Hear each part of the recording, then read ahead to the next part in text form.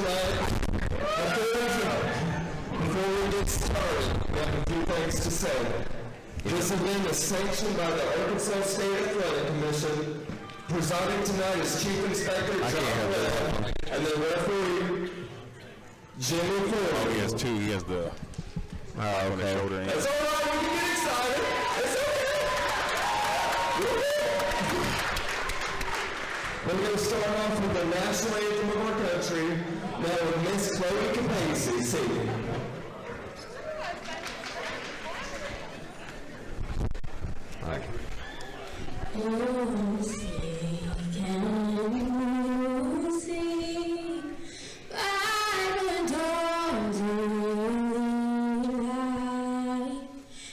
So proudly we hail at the twilight's last gleaming, whose bright stripes and bright stars through the perilous fight, and o'er the ramparts we watched were so gallantly streaming, and the rockets regular, the bombs were singing air, getting through the night, that our flag was still there, and we'll say, does that star-spangled banner yet wave, and roll away number 3 and the whole of the parade. You definitely killed that. That was beautiful. Let's have a nice song tonight.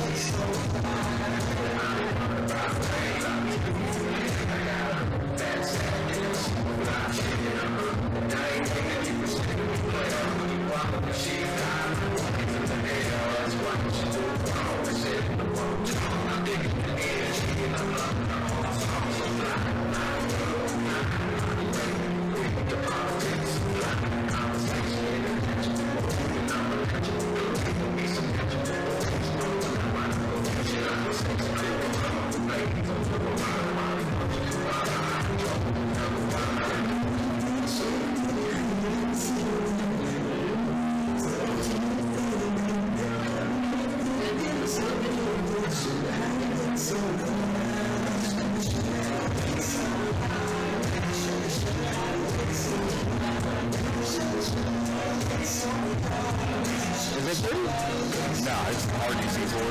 Okay. RDC4 Fight Night. That's what I was thinking.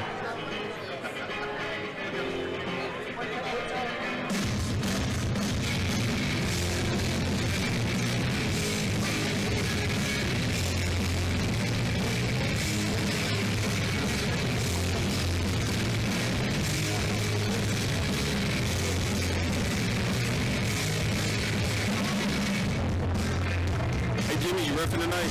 Yeah. Sweet. Let me see, brother. Boy, I got left hanging twice. The what? I got left hanging twice. Oh, man. The handshake twice. Like the first one hurt, but the second one was like, ow, out of there.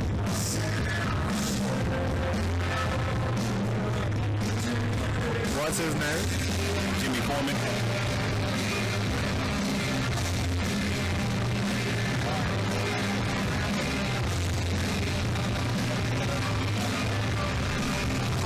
Are you judging tonight? And then Tony Kidder is going to be one of the judges. Are you filling in for Trevor? Okay.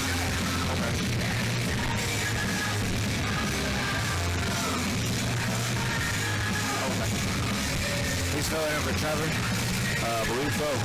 Christina. I don't see Christina or...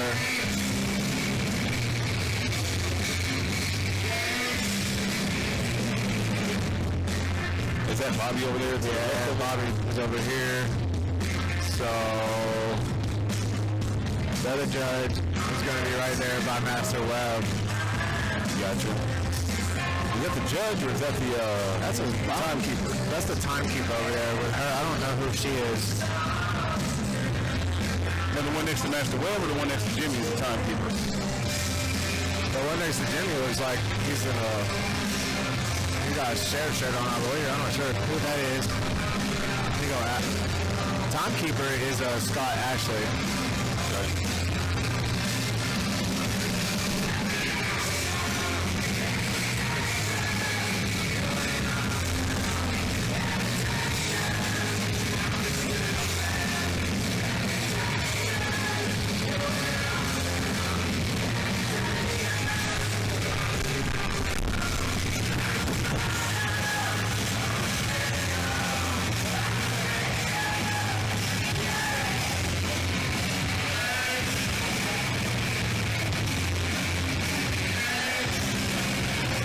Jokes, Austin.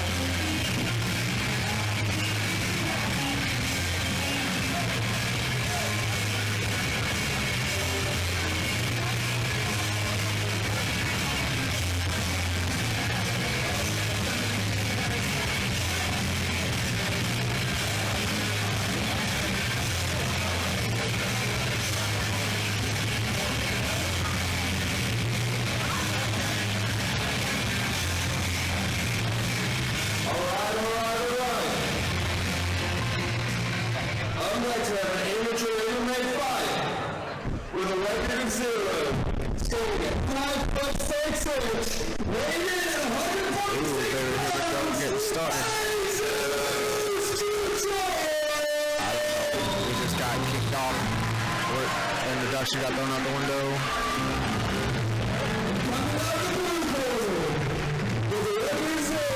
Standing at 5'11", 145 pounds, representing from Bacon Training and Shadow Road Training, the Lazy Jason!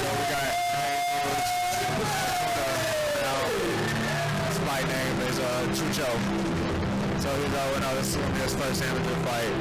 Young kid at 18, stands for 5'6", weighing at 146 pounds. He didn't have a gym, but he's a head coach.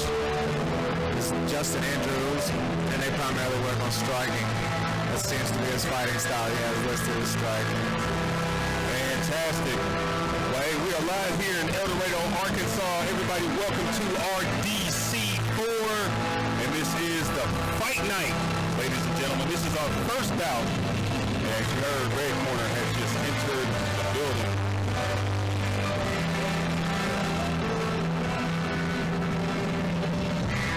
Ladies and gentlemen, we just want to give a quick shout out to Dewan Pickney, the promoter.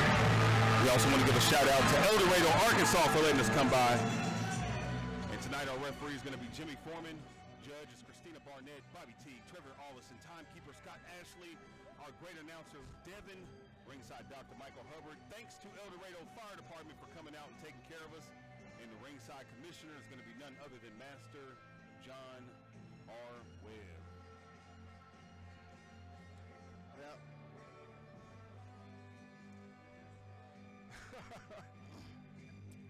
gentlemen, I am Chris Haynes, and tonight I'm here with Zach Horowitz. Zach, what are we lined up for here tonight? Oh man, we're having an action-packed night. We have 6 title fights and 1 pro fight, and 13 total fights for the night. We'll lead off tonight with a 145 MMA fight. Jump into our first title match of the night. It's going to be Larry Ethan Moore. He's going to be Cody Williams. It's a kickboxing 155 for the 155 AMI title. Fantastic. Look like we got blue corner here, crazy Jason Payne. Jason's record, 17, 5'11", 145. Representing David Taylor and Sean O'Grady training. And Andrew, he says he loves to freestyle, so this could be standing up. Let's see what's going to happen. That was up here to be a banger, hopefully. Here we go, starting it off. 3 rounds, 3-minute, 145 MMA.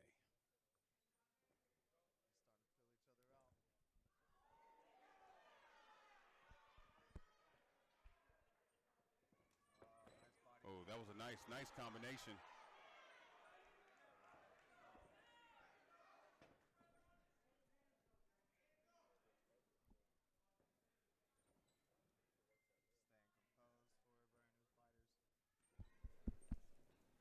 Jesus is doing fantastic with no gym.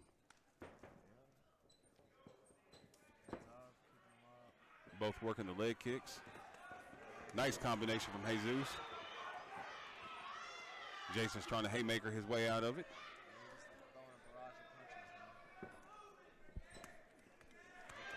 Nice exchange.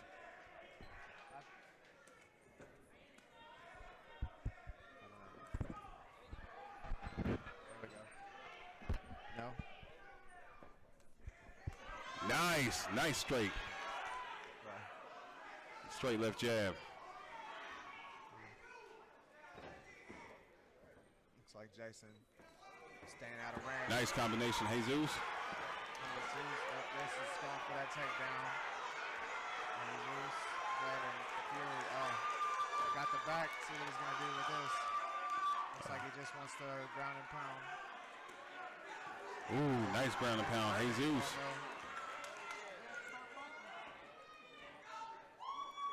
Nice, throwing him back down. Jesus said, I want to stand back up. Oh, Jason Payne. Jason seems a little out of it. All right, good job, Jimmy. Yeah. Jimmy caught that. He's out of it. So, you picking me up?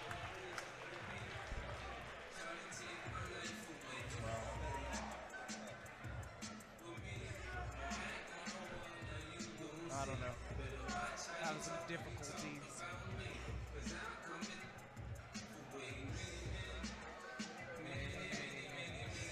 All right, ladies and gentlemen, it looks like Jimmy decided to step in and give that a call. I said that was a fantastic call. Just looking at Jason Payne's face, he looked like he was out of there. I don't think he knew where he was, Andrew. No, he couldn't keep his hands up. Took too many shots. And got dazed. Got his mouth open. But hey, that was a fabulous performance. Anybody that gets in there deserves all the respect. Absolutely. Look, you know it better than anybody. Man, it takes a lot of courage and a lot of guts to walk up those stairs. Yeah, man, because this ain't one of those things where you go in and like you gotta have 100% confidence in yourself, but even then, that's not enough sometimes. Guys get in here, they train day in and day out, they're smart. Even then, sometimes not enough. But confidence is key. Absolutely. That's part of the sport. If it wasn't for rain, joy wouldn't feel so good if it wasn't for pain. Death gotta be easy, cause life is hard. It'll leave you physically, mentally, emotionally scarred. This is for my on the block. Cigars, flip down, doing light behind bars. I don't see only dark because I see things clear. Here we go, about to get a decision. The 100 years, I'm like, Paul, really good, fellas. You calm me down. Like mountain bike. Winner by by technical decision from the red corner. Jimmy Foreman stopped the fight into the first round. TKO. Jesus Acuna with his first win. Good job, Jesus.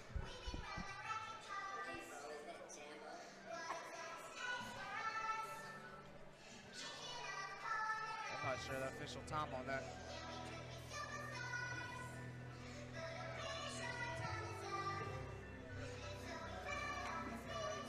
All right, looks like we're moving on. Braden Ramsey versus Nation. All right, up next we have another amateur MMA fight. I gotta like. Coming out the blue corner with a record of 0, standing at 5'6", weighing in at 137 pounds, fighting out of off the chain MMA, Beast Mode Nation. Corner to corner. This time we got the blue corner first coming out. All right, ladies and gentlemen, we have in the blue corner coming out Nashawn Lockridge, a.k.a. Beast Mode Nation. Record of 0-0, 23 years of age, 5'6", 137, and he's representing Off the Chain MMA. And he is coming out pumped and ready. Here we go. His head coach is Dewan Pickney. He also has one of the legends in his corner, Chauncey the Machine Foxworth, and they did ask him, how do you like to fight? And Nation says, I like to take it to the ground. Oh, man, this should be a great matchup then, because we got Graydon Ramsey in your red corner. He also is a ground, for his preference style, he likes to go to the ground. He's fighting out of the Tribe Gym in martial arts. Graydon this is his first amateur fight. He's 23, 5'9", and 135 pounds. Listen, this definitely should be a good fight because these are two well-known gyms in Arkansas. Right. About to go head-to-head again. You know, you have Off the Chain, you know, that has been, you know, dominating, you know, for decades. And I have to give it to Tribe. Tribe is a team that came out of nowhere, and I'm telling you, I love watching their performers. They're blowing up. They have some good athletes coming out of the gym all around, from stand-up to ground. One thing about Nation, he has been working on his wrestling. And I've watched him come in there and puts in effort. That's one thing. He puts in effort.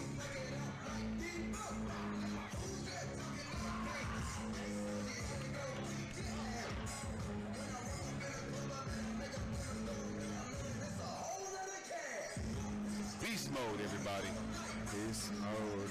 Jimmy Foreman getting ready, checking gloves, checking body, checking cup, checking mouth, checking hands, feet, and toes. Jimmy Foreman is checking cups, fellas. Weighing in at 135 pounds, fighting out of Tribe Gym in martial arts,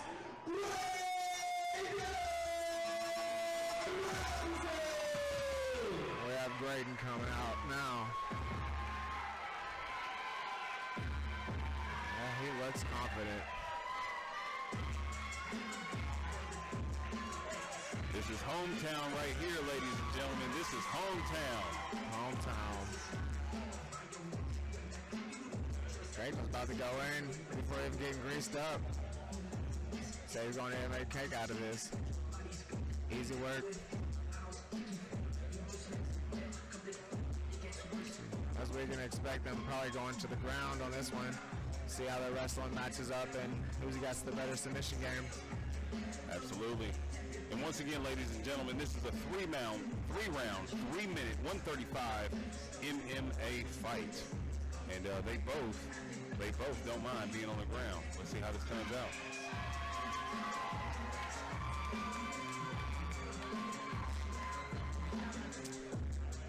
This one doesn't look like it will go the distance. Both of these fighters look zoned in and ready to go.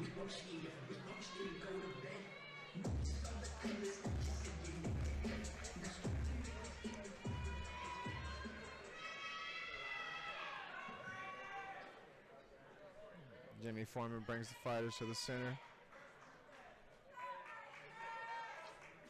Here we go, we're getting started. It's about to go down. trying to get the distance. Got a couple kicks going. Nice. Nation looks to get in close already. Here we are already on the ground to start with. Nation's got him on the headlock. Looks like Nation's going for the. He's got to lock it in. Yeah. Looks like he's working the guillotine. Does he have the other hand? No. He gets out. There he goes. He's back to his feet already. Nation's good at working back up to his feet. Abandoned that chokehold. Cena wasn't going nowhere. Got Graydon with a good body lock. Oh, Nation's getting distance separation, throwing some knees and some hooks. Nice. We have a nice exchange going here. Looks like Graydon's about to take him back down. Oh, with the big slam. Right. Oh, with the big slam. With the hand, he's working. That looked painful. He's reining him. Nation's, does he still want to fight? Is he going to get up? He's got to keep busy, otherwise Jimmy's going to call it. Looks like he's going for the rear. Fight them hands. He got the body lock. Oh, and here we go. And ladies and gentlemen, your hometown hero himself, Graydon Ramsey, gets the submission first round. Heavy slam. Took the back. Fellas, ladies and gentlemen, that was a good, fast-paced, quick fight.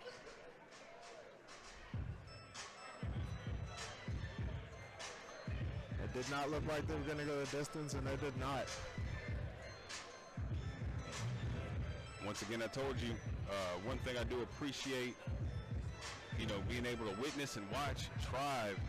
That is a fight family. That's a martial arts school that is definitely on the rise and making a big impact here in Arkansas.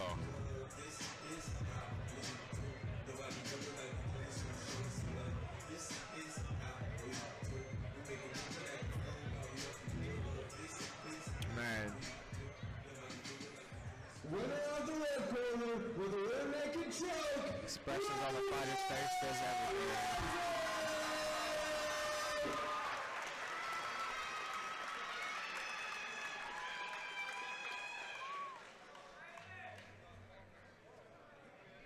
Graydon is proud of his victory.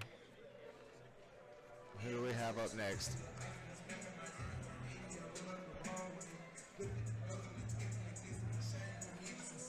Up next, ladies and gentlemen, looks like we have another MMA matchup. It's going to be 3 rounds, 3 minutes, 145 mixed martial arts. Gotta get the lightweights out the way. No, we don't have any heavies on this card at all. I believe the 205 is the heaviest. We got a light heavyweight title fight, kickboxing title fight, I believe. Yeah, Kirkland. Captain Kirk. Captain Kirk versus Ronnie Baker. Definitely going to be a good We fight. got Anthony and Eric McRae. That's another 205 we got going on. That's an MMA. Should be another good one.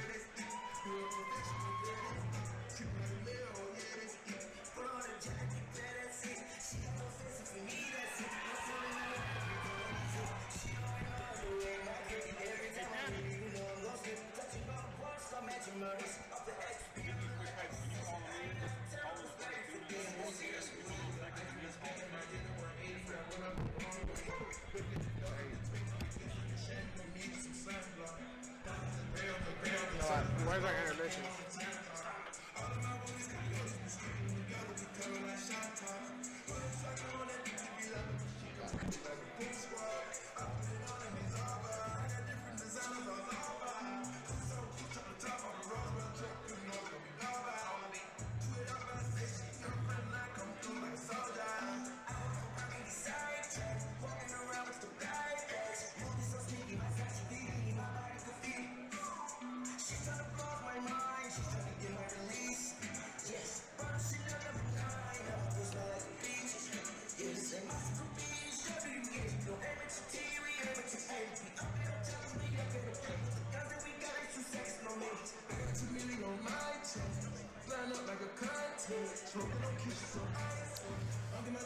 All right, ladies and gentlemen, if you're tuning in, this is RDC4 Fight Night.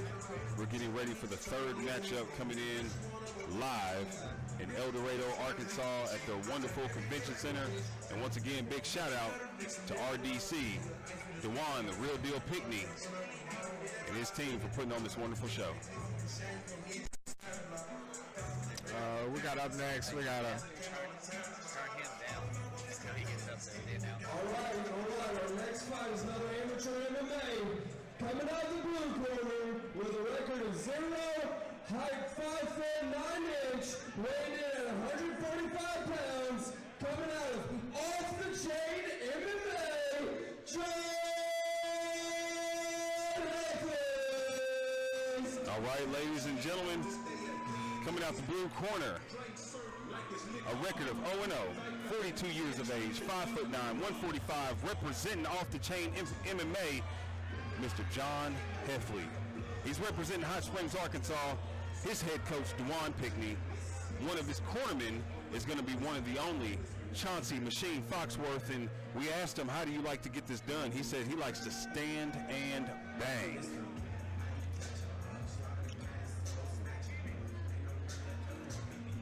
And the man that's going to be standing across the cage from John Heffley is going to be Hayden Jenkins. Hayden, this is going to be his first MMA match. He is 21 years of age, 6 foot tall, and stands at 144 pounds. His gym is representing David Taylor and Sean O'Grady. Sean O'Grady is his head coach. He's out of El Dorado, Arkansas.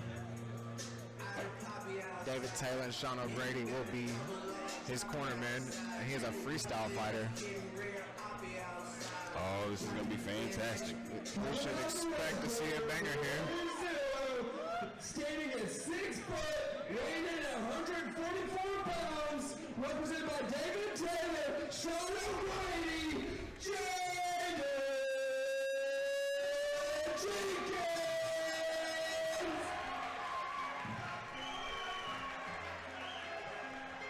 Hometown, you hear the crowd roaring. That man is gonna be a horse by the end of the night. Definitely appreciate the locals here in El Dorado, Arkansas for coming out to support their mixed martial arts and kickboxing fighters. The more people that show up, it makes an impact on the life when you're a fighter. So, big shout out to El Dorado here tonight for packing it in. Most definitely, we have a crowd here tonight. It's a packed house, and people are excited to be here watching these fights. They've been action-packed so far. We haven't had one go to the judges yet. These boys came here, these boys and girls, these men and women, they came here with one thing on their mind, just to get it finished. Yes. And this one does not look any different.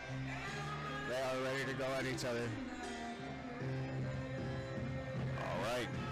Old dog versus young cat. Here we go. Oh. Throwing feints out. Nice stiff right jab from John. Nice head kick coming from Jaden. Jaden's throwing a group of kicks back and forth, switching them up. Oh, nice mix. Yes, Hayden's like nice head kick. Down. Just lost his balance. Yeah, Hayden slipped. John takes control over, gets on top. Right inside his guard. Let's see if John can move past here and get to side control.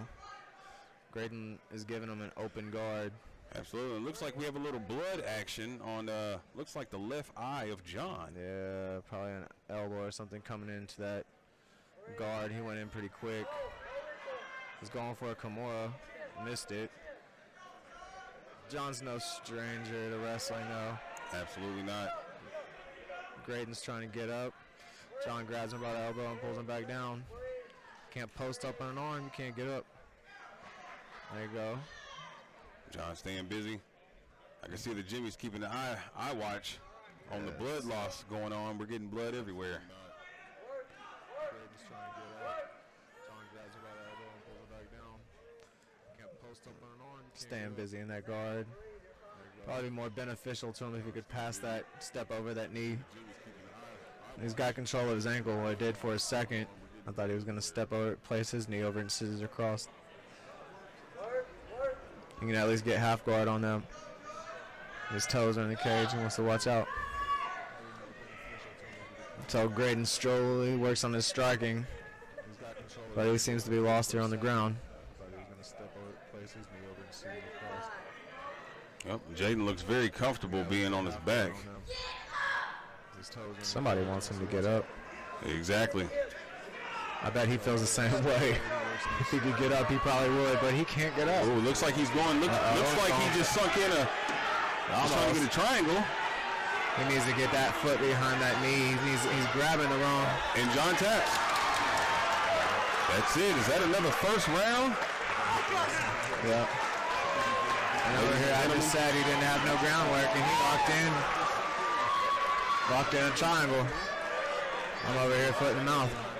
Well, folks, there you have it. Jaden Jenkins. Another one didn't go outside the first round. First round submission via triangle choke. Andrew, I tell people, you always got to watch those jiu-jitsu guys on how they move on the ground, because they train on, taking punches and getting beat, just to get the position, just so they can get that submission, and they sneak it in when you least expect it. Yes.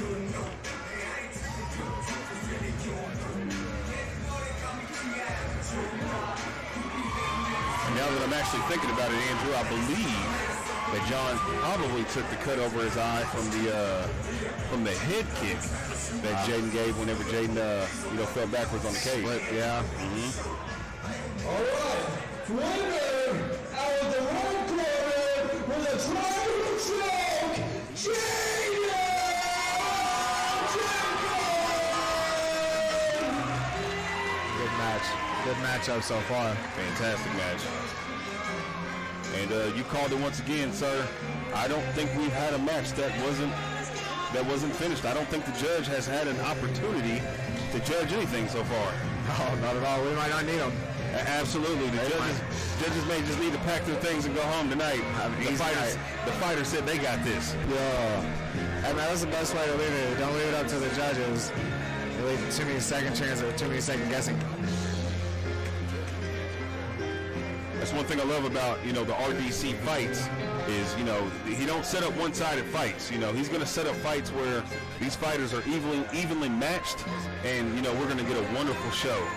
That's one thing about DeJuan Pickney. He is not giving anybody a victory. You're going to earn it. Absolutely, absolutely. Even, being one of his fighters and fighting for him for years, as bad as I would love to take something easy, he just won't do it. No, he does not give you anything he knows you can win. Absolutely. He wants to give you a challenge, and challenges is, what stands the crowds up and what makes fighters better. So definitely appreciative of this wonderful fight card here tonight. Yes.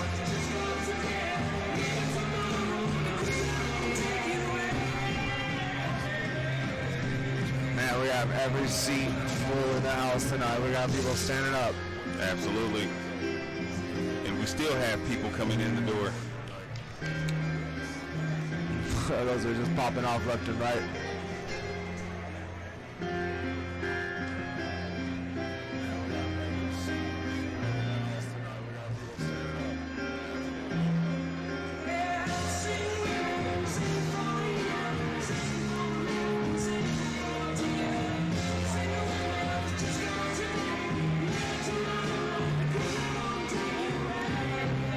Let's see our next match. It's going to be our first kickboxing match of the night. I'm excited about it. That is 3 rounds, 2 minutes at 140. It's going to be Army kickboxing against Matthew Thomas in the blue corner and Thomas Finley in the red corner. Absolutely. Matthew Monkey Thomas. Matthew Monkey Thomas against Thomas, the technician Finley. I was at a Tribe Martial Arts as well. They brought everyone down tonight.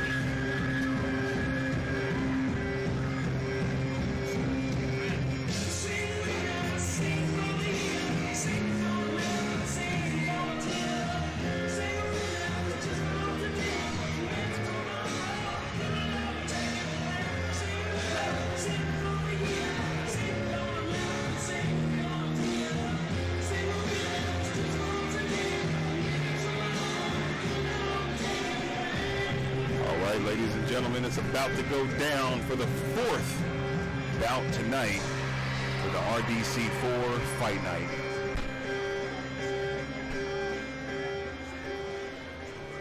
Coming out of the blue corner with a record 0, weighing in 144 pounds, standing 5 feet 11 inches, coming out of Sparta, Roma, Matthew Monkey! All right, ladies and gentlemen, you heard it. Blue corner, Matthew Monkey Thomas. He has a record of 0-0, 24 years of age, 5'11", 144 pounds, and he's representing Sparta Rama Gym. He's also representing Bryan, Arkansas. Head coach Sam Wallace. His corner tonight's going to be Sam Wallace and Austin Briggs. And we asked him, how do you like to bang? And even though this is a kickboxing match, he says he enjoys the ground. He's not going to get to go there much tonight. But his opponent, Thomas Finley, he is Thomas the Technician Finley. Record 0, standing at 5 foot 10 inches, weighing in at 140 pounds, fighting out Thomas the Technician is 0-0, 22 years of age, 540 pounds.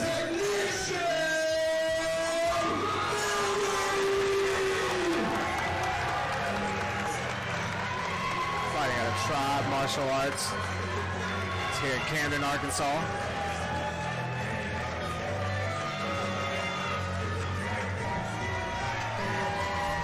His preferred style of fighting is striking.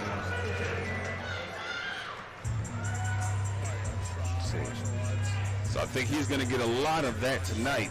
I think the only way he's going to end up on the ground is if he ends up taking a punch or a kick, and he ends up there. But tonight he's going to get a lot of striking. By the Arkansas State Athletic Commission, presiding Chief Inspector John Webb. Trishanella. Trying to pronounce his head coach's name. I'm going to butcher that one. But here we go. It's going to be another exciting match. Straight banger kickboxing match. See if red corner can keep it going with victory here. Absolutely. I don't think Tribe's team has took a loss so far here tonight. So far here, it looks like they're undefeated. Let's see if he can keep that up. Straight banger kickboxing match. See if red corner can keep it going with victory here. Absolutely. I don't think Tribe's team. All right, here we go. About to get started. So far here, it looks like they're First undefeated. round, 2 minutes. Opening up with a check kick and a heavy overhand. All right, we got some nice exchange. The monkey is wild. Absolutely. Nice. Nice. Yes. I think Thomas better keep that mouthpiece in. He's pushing it out a little. Nice catch.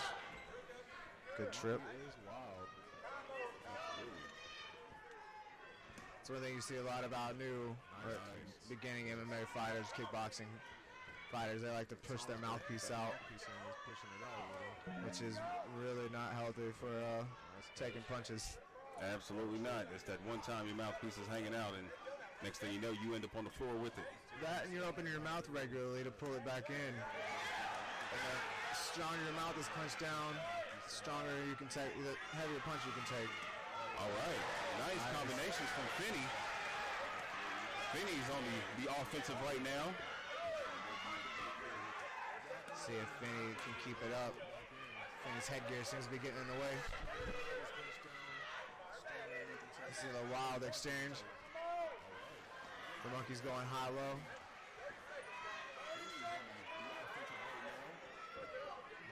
Nice. Looks like, what is that? Is that the liver shot? We're not taking a 10 count here. We get a... Well, Is that a liver or is that a groin shot? that looked like a straight body kick going to the liver.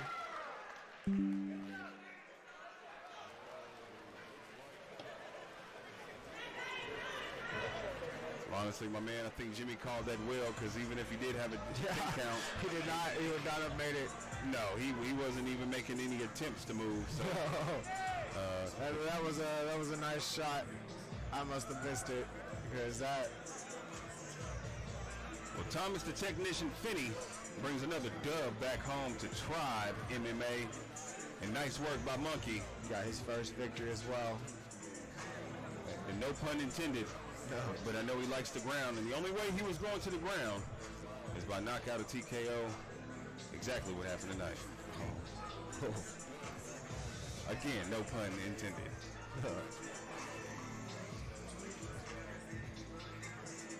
He definitely has some wild hair. It's that toxic green looking, or that venom. I don't know what color that is. It's green. Wild. I hate to say this, but you know that kind of hair looks like it'd make it easier for a punching target. Yeah. You know where you're looking the whole time. It's illuminated. Hey, Monkey, if you get a chance to listen back at this, it's all love, my man. Good work tonight, brother. All love, nothing intended by it. Nothing but fun tonight. Man, it is only getting more packed in here. It is. Every time I turn around and look around, I see more people in there. Exactly. That is what we want to see. Well, Andrew, I got a question for you. Who do you think is going to be the school to dethrone Tribe? Because as you see, Tribe is getting more dubs than anything. Ooh. Give me 1 second. Let's hand it back to Devin. Winner by TKO liver shot out of the red corner, Matthew.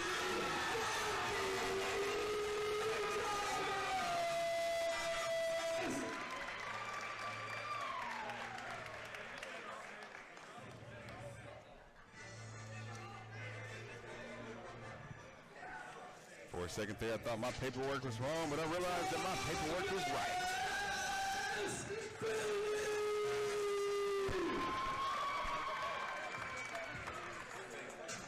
Man, Tribe Athletics, independent, Red Horse. Tribe Athletics probably gonna take it tonight, if I'm being honest, off the chain. C12 Athletics. Yeah, this team is definitely, I know the last few RDC fights I got a chance to commentate. Tribe Martial Arts is definitely, took home more dubs than they have losses. And, all their men and women just look like technicians, being inside of that octagon. Whether kickboxing or MMA, they have a nice stand-up, they have a nice ground game, and we even got a chance to witness some of their jiu-jitsu skills, too. Yes, they can tell their coach is taking it serious and making his athletes take it just as serious. Absolutely. Ladies and gentlemen, if you're tuning in, I just want to know who is going to dethrone Tribe. Is there a fight team out there? Is there a school out there in Arkansas that wants to take the title of 2023 top school? Tribe. Tribe is one of the best schools we got in the state. Yeah. So we'll see. And it looks like next up we have another mixed martial arts matchup. Three 3-minute rounds in the 205 weight class. It's the big boys. Here we go. This is another one I don't see going past the first round. And Andrew, once again, I think you actually set the night up. No, you turned it down. Can you hear me? There you go now. I think you pretty much set the night up tonight because I don't think we've had any matchup that has needed the judges' help. Well, man, if we can continue it like that, we're going to have a fast night.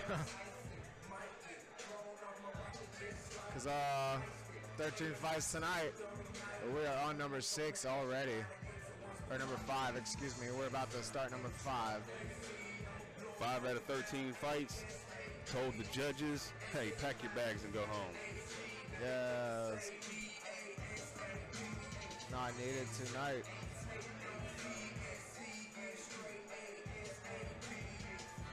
All right, over to Devin. Next up, amateur MMA. Coming out the blue corner with a 1-0 record, standing at 5'8" weighing in at 205 pounds, representing from Off the Chain MMA, Killer Anthony. Just All Killer and Anthony. All right, ladies and gentlemen, in this blue corner, we got a record of 1-0, 27 years of age, 5'8", 205 pounds, representing Off the Chain MMA, the Killer, Anthony Henderson. Representing Hot Springs, Arkansas, head coach Dwan Pickney. One of his corners is the great Chauncey, the Machine Foxworth.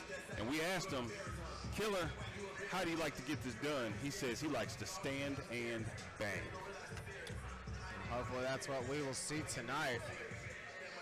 But might not be the case for Eric McCray.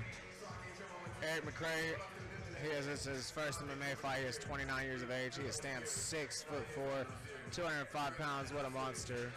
He is training out of C12 Athletics. The gym is in Mountain Home, Arkansas. His head coach, Nick Coleman. Nick Coleman and David Oswald is his corners for the night. And when asked what Eric likes, he prefers to go to the ground. All right. So we'll see how this goes. Exactly. Are they gonna keep it going? They're gonna keep it standing, or are we gonna see them get to the ground, or are we gonna see a mixture of both? We will see. Will this be the classic boxer versus wrestler?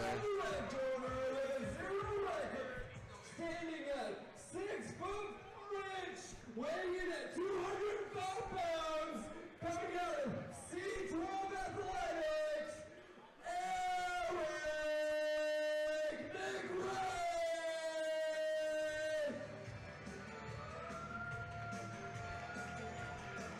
All right. I haven't really heard much about C12 Athletics. Let's see what kind of fighters, they produce here in the great state of Arkansas.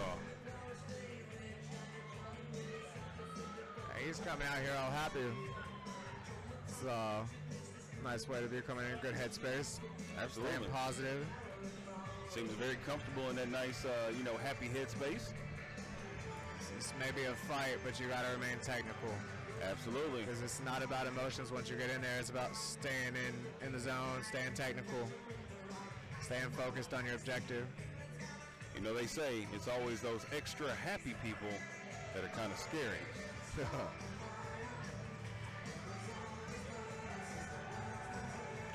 What?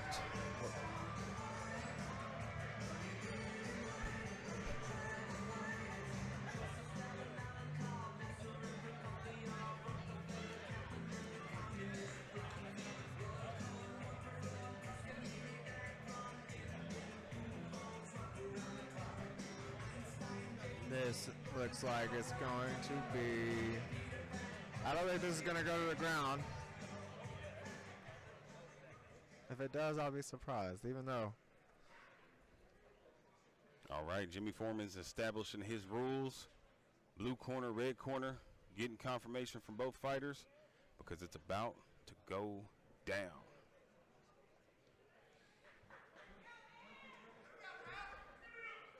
Blue corner, Henderson. Red corner, McCrary. Here it is.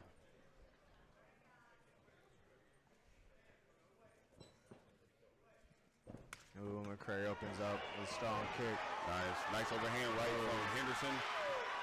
I was wrong about going to the ground because Henderson put McCrary right on the ground. Absolutely. But McCrary is strong on the ground and goes straight to side control.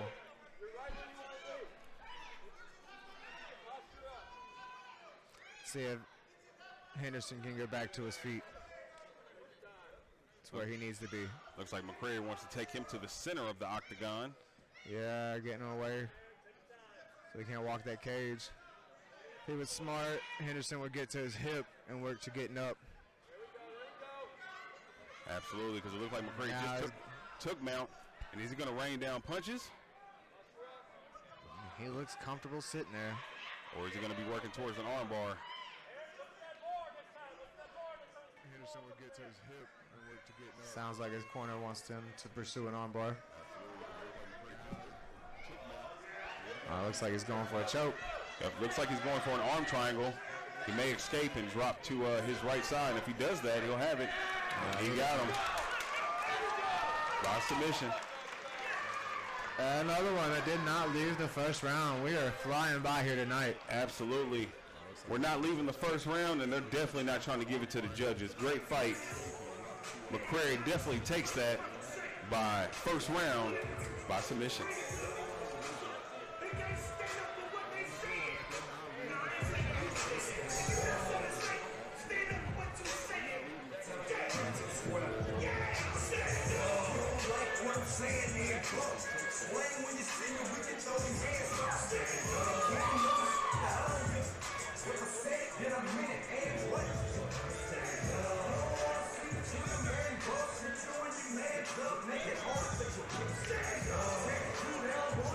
The mic off.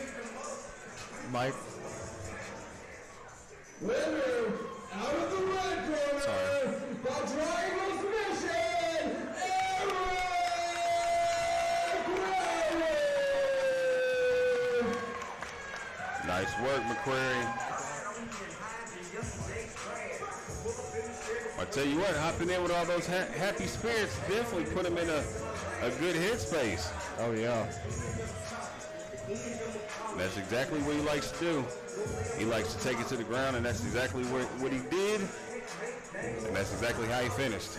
Now, he did have some help in the beginning going to the ground. That overhand right from Henderson was pretty vicious. Yes. He caught the kick, threw an overhand, set him right down. McQuarrie did not let that slow him down. Brought Henderson into his guard and then flipped him over into side control.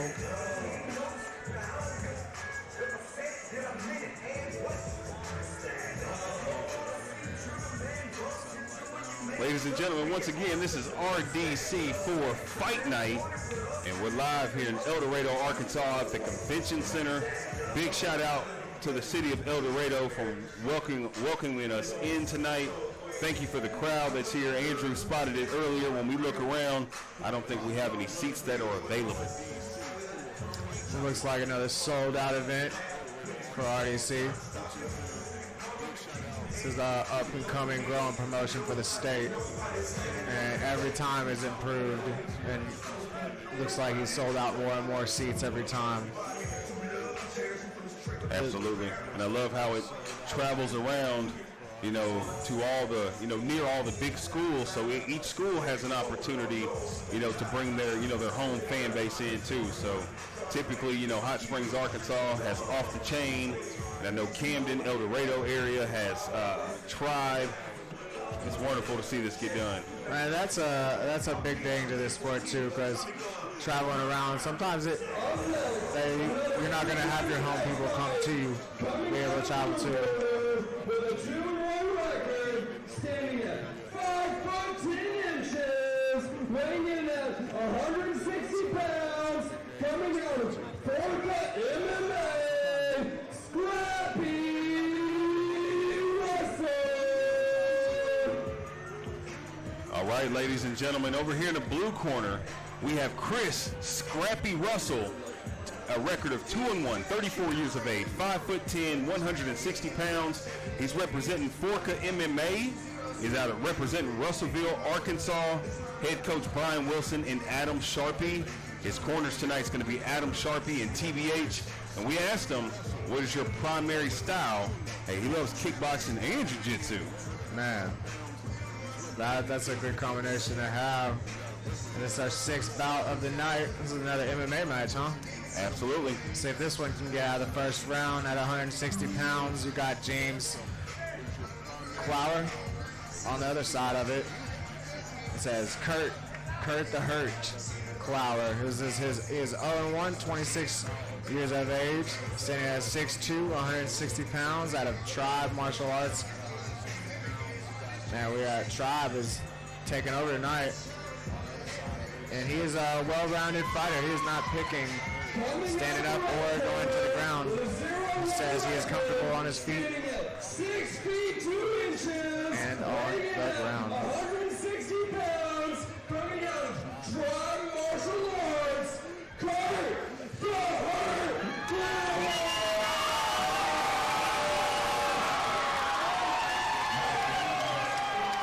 and gentlemen, you definitely hear it again. That's another fighter out of Tribe. Tribe definitely has the crowd standing up here tonight.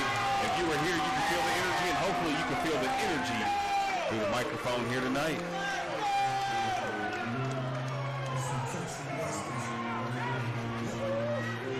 Listen, Andrew, Tribe has definitely brought a vibe here tonight. They sure have. They sure have. They've been intense every time. Absolutely.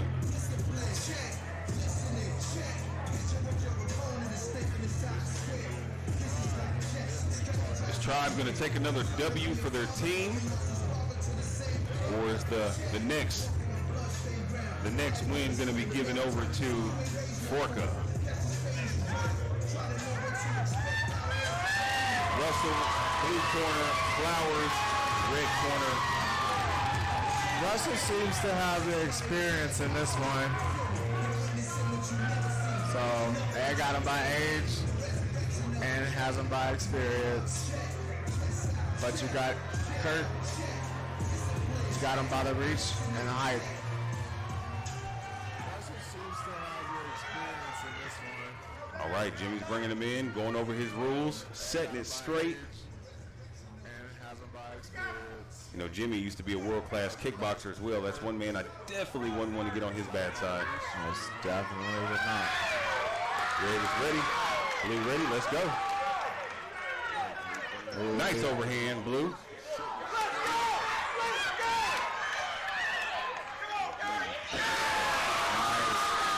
Straight to the ground.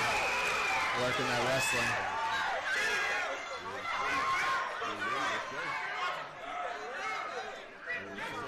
Flowers definitely said he's well-rounded, so there's no shock we're in this position. He has nice control right now. Yes, Russell does not want to let go of that arm, which he shouldn't. Flowers has him and pressed against the cage in a dominant side control position. Ooh, sorry, couldn't get it out there. Looks like Kurt's trying to put the hurt on him. Roll him over. Looks like he's rolled over. He got the lock in. He has both locks in. Yeah, Flowers back on the back, raining down on him. He doesn't seem to be under the chin yet.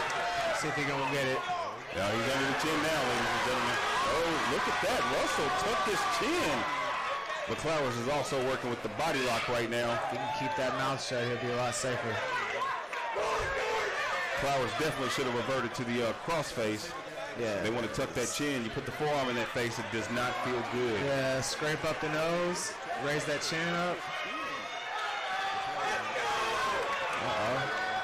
He's staying committed to it. He's gonna see if he burns out here. Kurt's trying to put the hurt on him. But Russell's keeping in. He's keeping that chin tucked. 2-on-1. He's staying tight, fighting hands. Nice. He's definitely been in this position before. Yes, you can tell. Takes a lot of experience to do this. Most fighters would just See if tap. he rolls into him, if he can get out. He just gave that chin up on that escape attempt. There he's out. Repositioning, kept a hook. And Flowers wants that chin. Flowers is good at keeping control of his position. He has not lost position yet. And Russell has not given up on the fight to escape. He has not. Flowers is raining down. Still fighting for the rear naked. Flowers is definitely good at keeping the seatbelt on Russell. He wants that to slip underneath his neck. So he got top position again. So he rains down. Is he gonna put? Is Kurt gonna put the hurt? Is he gonna put the hurt? Man, Russell is in a dogfight, surviving. See if this one gets out of the first round. Be the first one for the night. Oh. World-class sportsman. All right.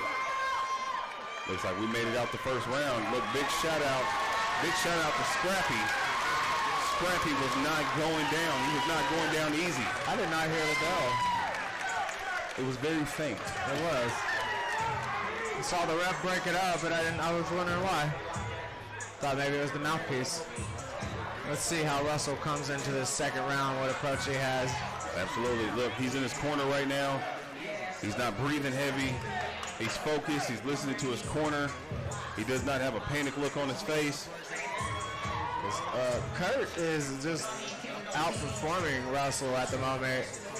And let's see if Kurt can keep that pressure and maintain his stamina. Because he is just more athletically performing right now. Absolutely. Great jiu-jitsu, great wrestling. You can definitely tell, man, he does a lot of jiu-jitsu. I wouldn't doubt, you know, if he was ranked, he'd be anywhere near probably a blue or a purple. Blue with some stripes, Yeah. or maybe a purple. Definitely a solid blue.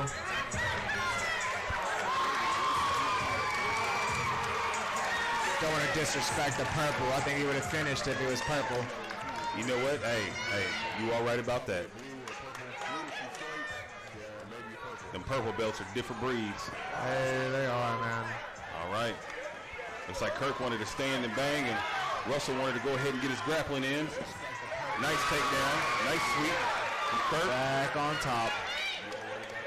Definitely back on top and side control. What do we got there? No leg locks. I wonder if... Okay, yeah, Kirk did get a reminder. Nice, they're back on their feet. All right. Up against the cage, but back on the feet. Looks like Russell's taking some nice breaths, staying calm, and looks like Kurt's setting up for another sweep, another takedown. Kurt is strong. Almost picked Russell all the way up. Nice knee to the solar plex from Kurt. Russell looks, I don't want to say out of breath, but Takedown from Kurt. Again, like you said, back in the same position. This half guard position with Russell on the bottom and Kurt raining down some punches now. if we go to the judges here, I'm going to say Kurt is definitely winning their approval. Because he has been in the dominant position the whole time until now. Absolutely, but I really doubt that this even goes to the judges. No, I don't see it. I see it ending here soon. By submission, probably. I'm going to give Kurt back on top. Working some ground and pound. His mouthpieces are flying out. Kurt's on top, but can't keep his mouthpiece in. Dropping some bombs down from the standing position. He said, I'm not getting punched in the face. I don't need my mouthpiece.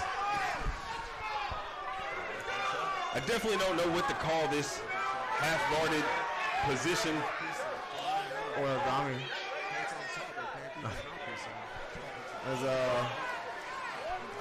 Almost looks like they're getting broke up here. He's going to stand him up, give Kurt his mouthpiece back. It's a good time to put him in.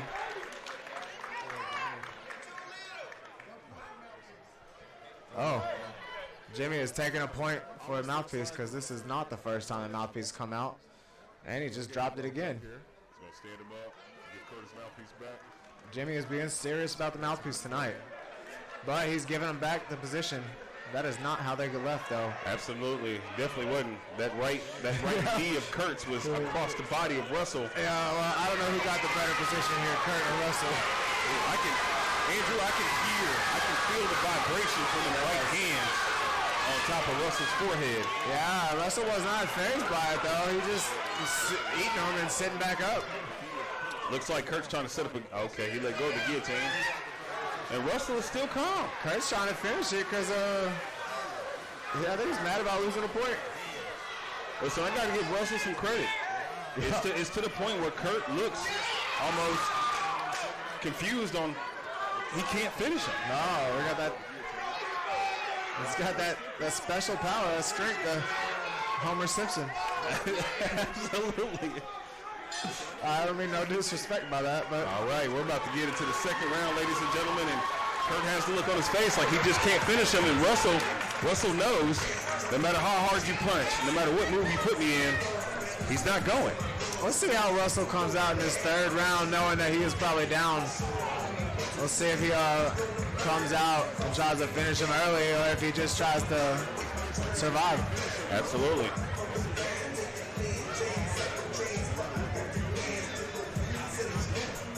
it would really be nice in this third round to see Russell in a more offensive position.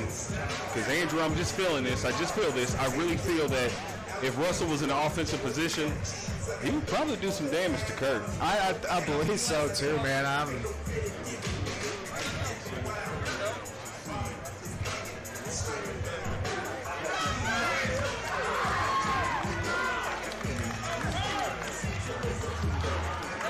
Everyone, no flash photography, please.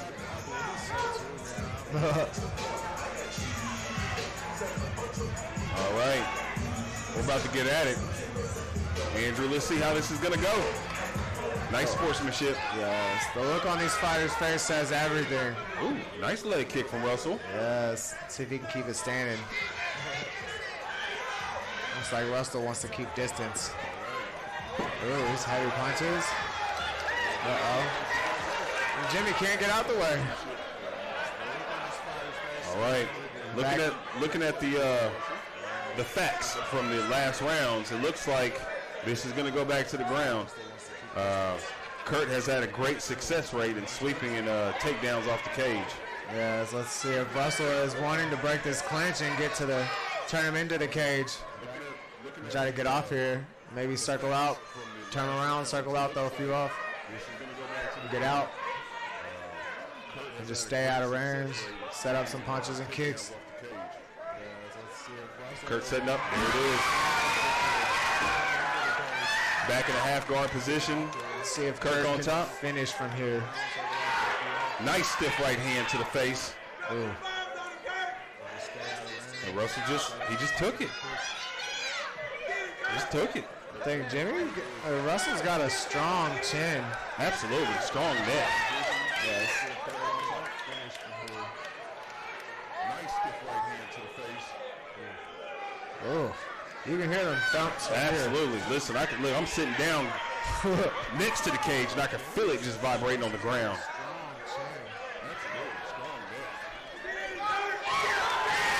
Kurt working the hammer to the face. He's working the forearm underneath the chin. Trying to get him to open up that chin some, pushing that head back some.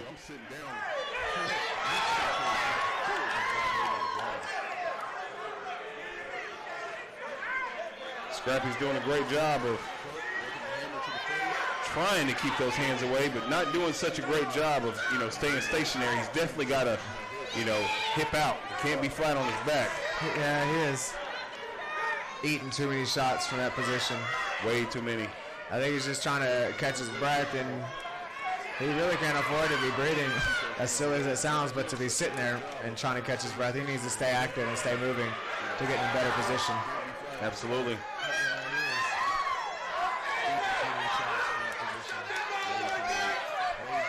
Because where he's at, if he can get that foot in, push on the hips, and then shrimp out, he could escape, get to a hip, and get back to his feet probably.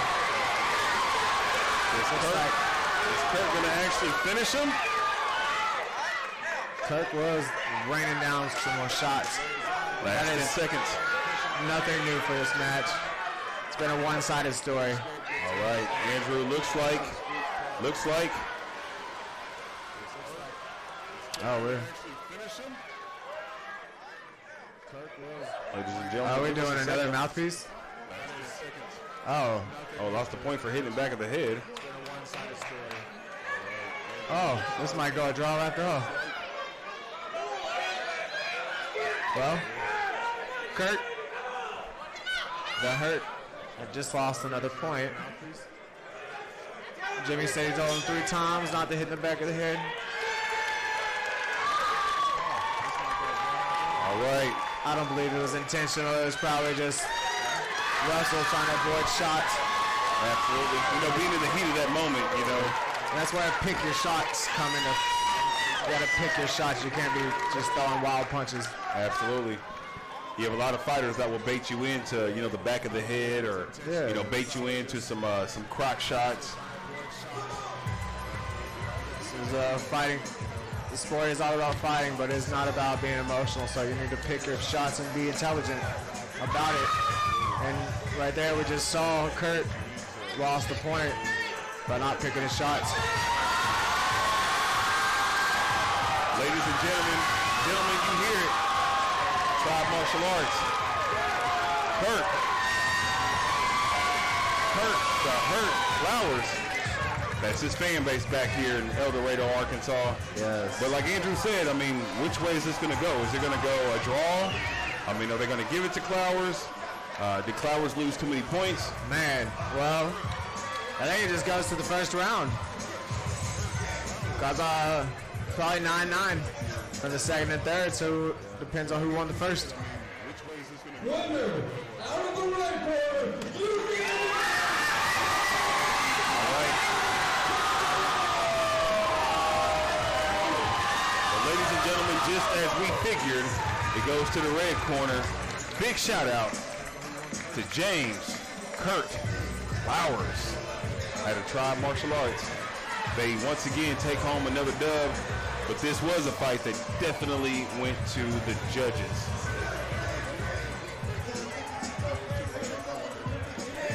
And good job to Chris Scrappy Russell. I think you need to change your name from Scrappy to Iron Chin. We have a 15-minute intermission, so grab some food. All right, we're here in a 15-minute intermission. Back in 15 minutes. Best time to get up, get your drinks, use the bathroom while you can.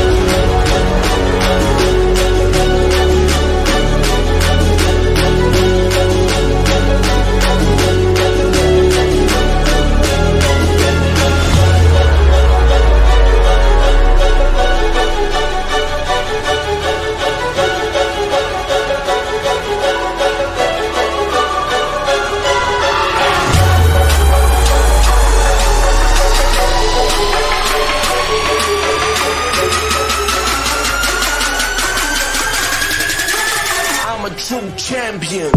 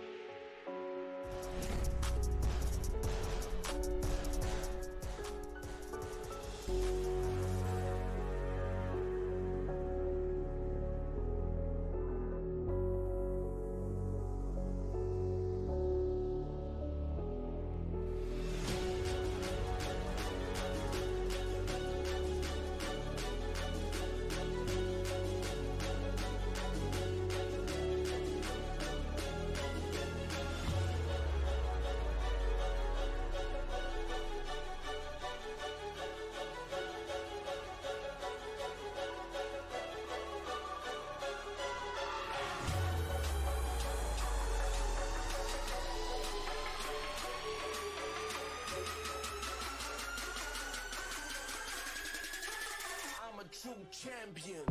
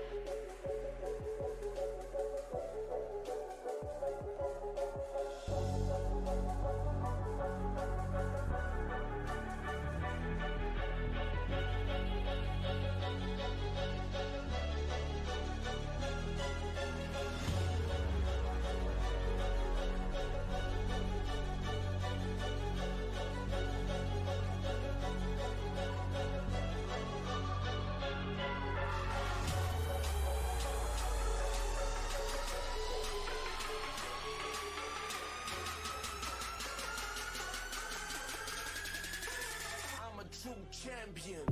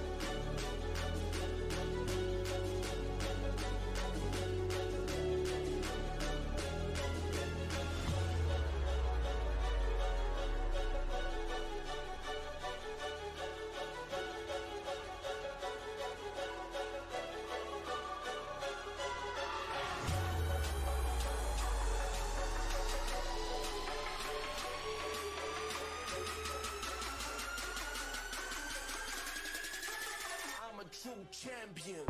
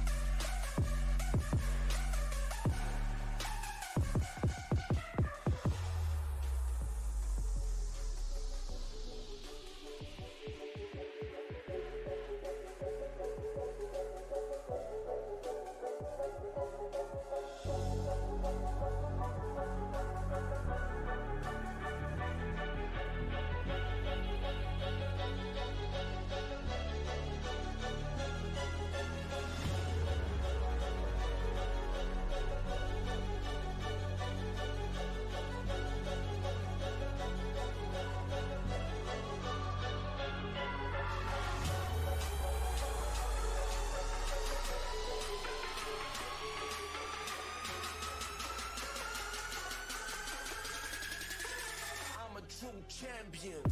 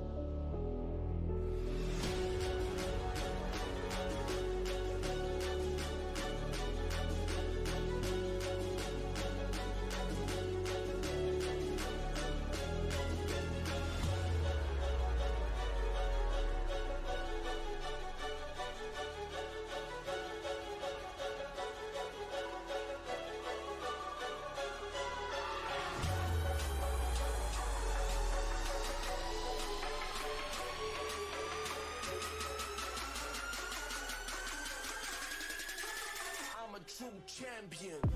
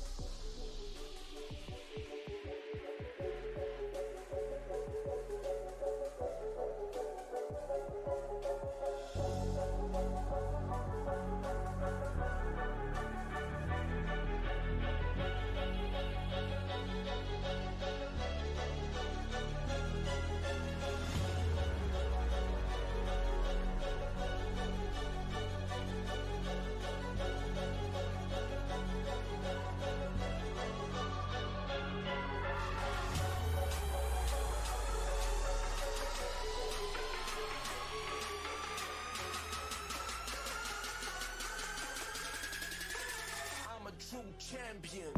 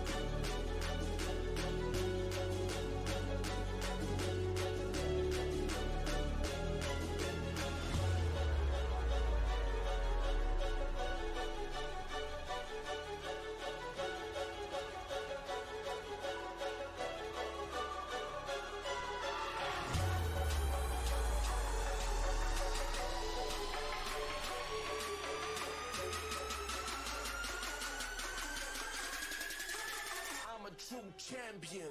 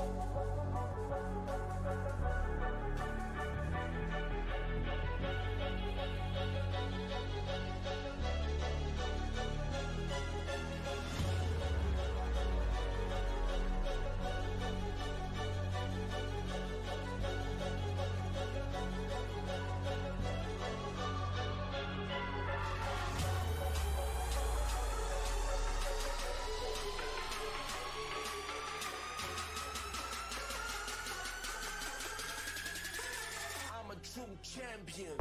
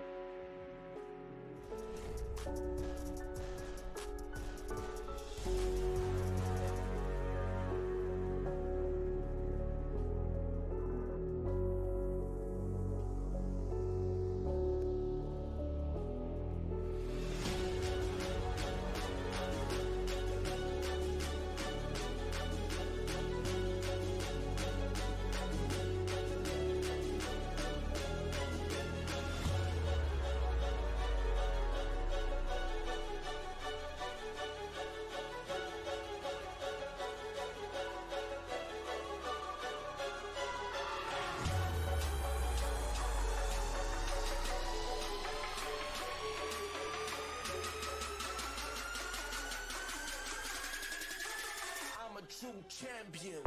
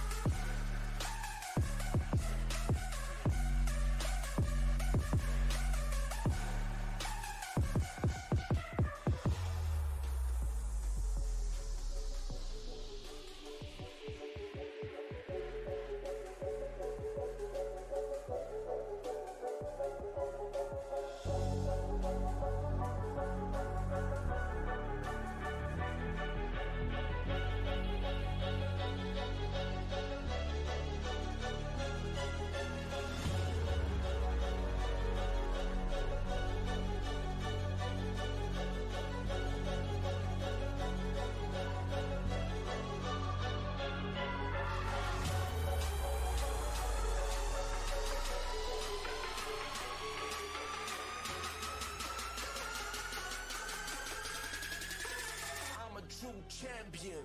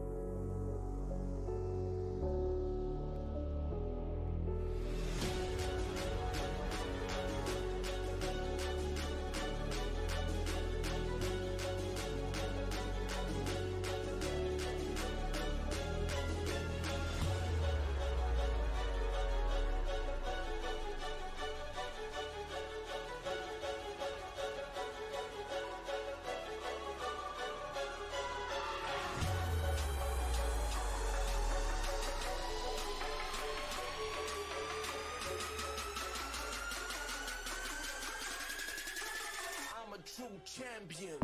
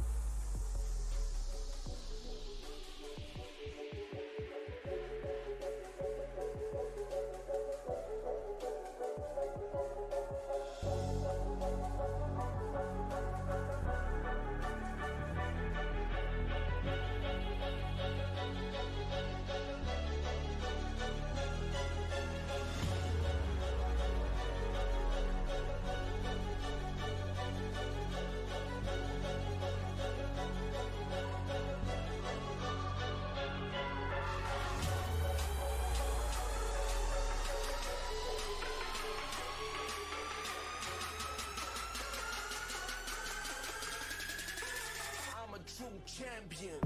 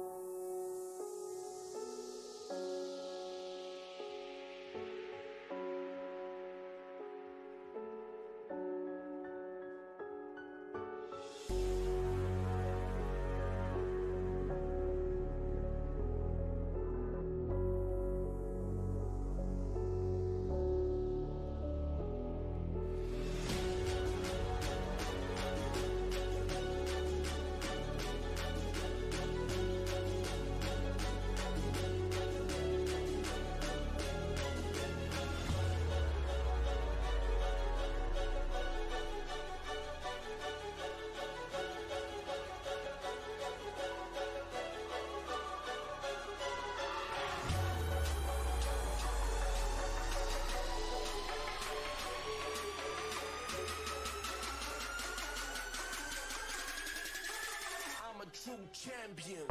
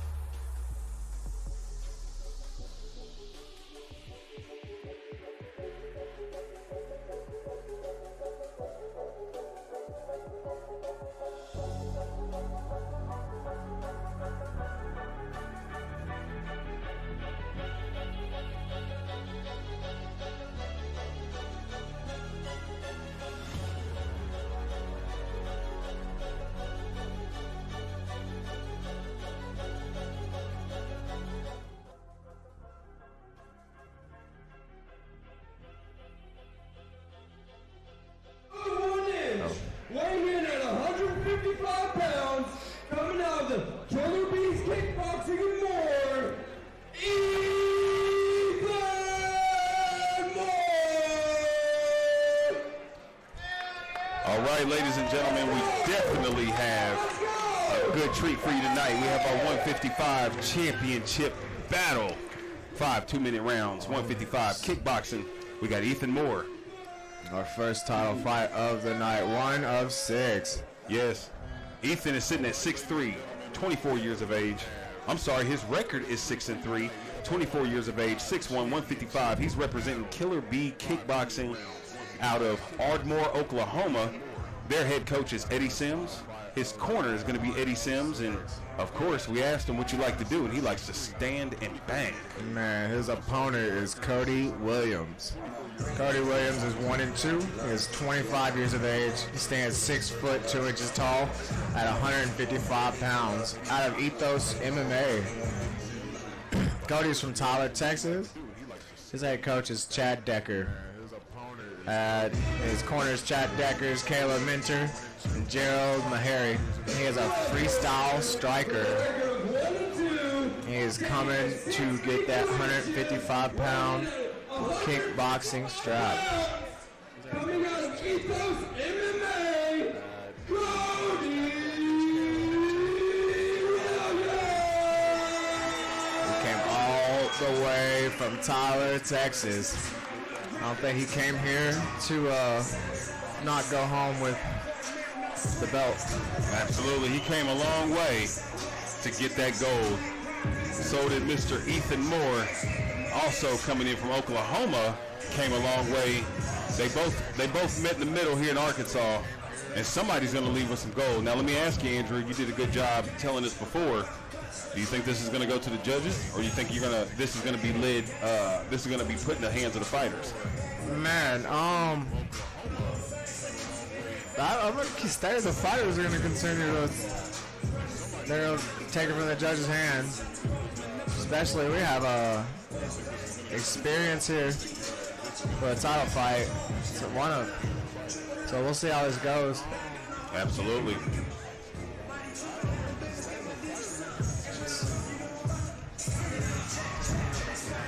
Let's find out if Cody Williams has any more experience other than.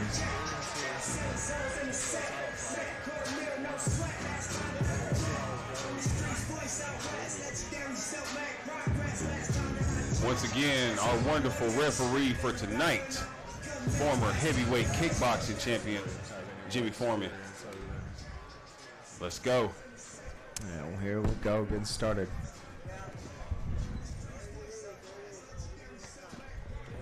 Cody's doing some nice distance work. Nice kick. Former heavyweight kickboxing champion, Nice. Jimmy Foreman. Let's go. Here we go, getting started.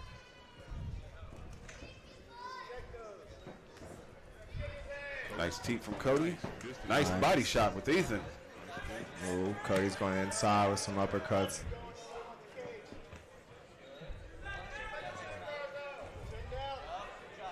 Let's see, they're filling out distance right now. Nice teep from Cody. Nice body shot with Ethan. Ooh, nice slip. Nice slip from Ethan. Inside with some uppercuts.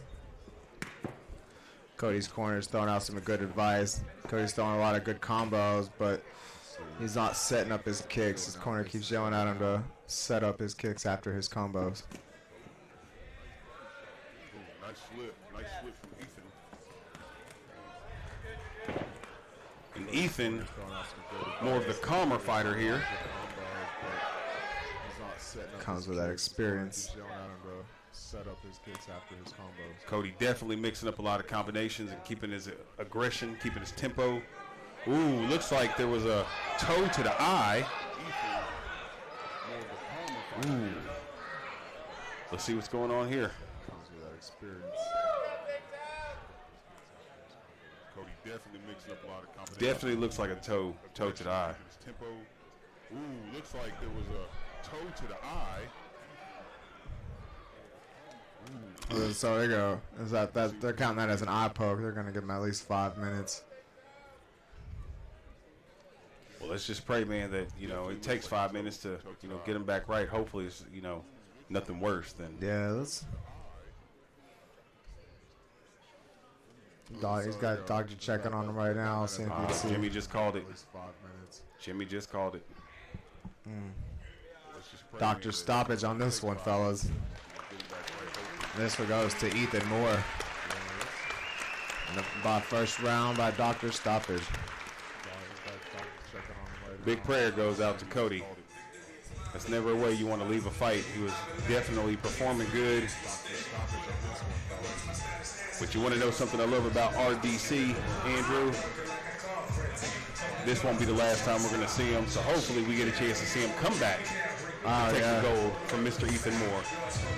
Yes, because that was a good round. That was a good round. Started out. Chauncey Foxworth now in the cage with the 155 title, ready to present it to its winner. Coming out of the blue corner, TKO,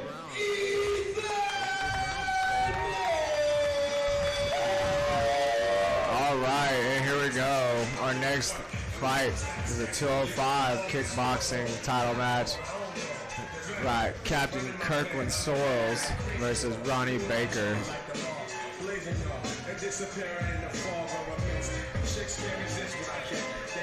Got Ronnie Baker out of Ethos Jiu-Jitsu and Martial Arts.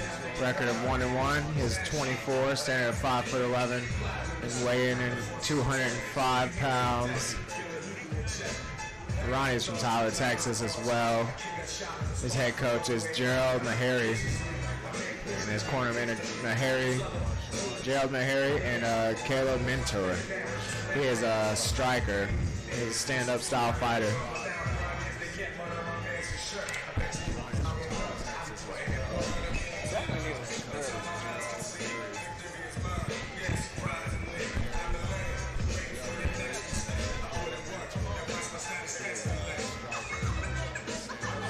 This is definitely going to be an exciting fight coming up here. The light heavyweight title fight. Right now, the title is vacant. So these two young men that are coming in get an opportunity to fight for the gold. Oh, yes. I'm personally very excited about this next matchup. I know I've seen Kirkland Sorrell put in a lot of work, and he's been taking this very seriously, so I hope to see how it comes out to be a good match. I don't see this one going all the way to the judges either.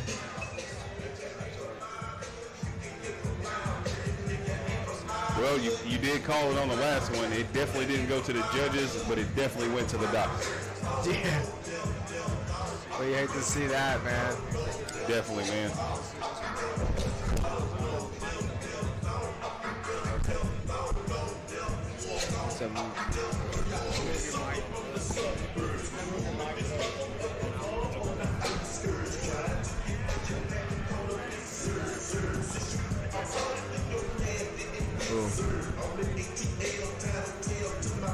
All right. Now we give it over to Mr. Devin, the announcer for tonight. Now next up fight, amateur kickboxing. Coming in with a record of 1-0, standing at 6 feet 3 inches. Coming out the blue corner, weighing 205 pounds. Coming from off the chain MMA, Captain Kirkland. Oh man, this is going to be a great matchup. Ladies and gentlemen, as you heard it, this is going to be great. We got Mr. Captain Kirkland Sorrell, 1-0, 22 years of age, 6'3", 205 pounds, representing Off the Chain MMA, representing Hot Springs, Arkansas. Head coach Dewan Pickney. The corner he has tonight, Chris Sorrell, Dewan Pickney, and Jose Zuniga. And we did ask him, how do you like to get down? And of course, he likes to stand and bang. Listen, ladies and gentlemen, I will tell you the truth. I got an opportunity to spar this young man several times. Very, very nice, super chill young man. But when he straps those gloves on and he locks in his focus, he's definitely a difficult partner to deal with. He knows how to come in close. He knows how to work his distance. And listen, this guy has some power behind him. Yeah, I can tell you that firsthand. This man is good at maintaining his range and controlling distance and staying to the outside because he is a big, tall, long fighter. And if he can meet you at the end of his punches, I can see this going his way. Absolutely. Now, coming out of the red corner with a record of 1-1, weighing in at 205 pounds, coming out of Ethos Jiu-Jitsu and Martial Arts, Ronnie Baker!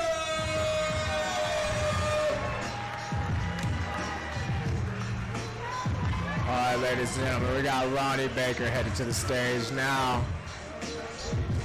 Headed to the cage, excuse me. And this young man looks focused. He looks ready to go.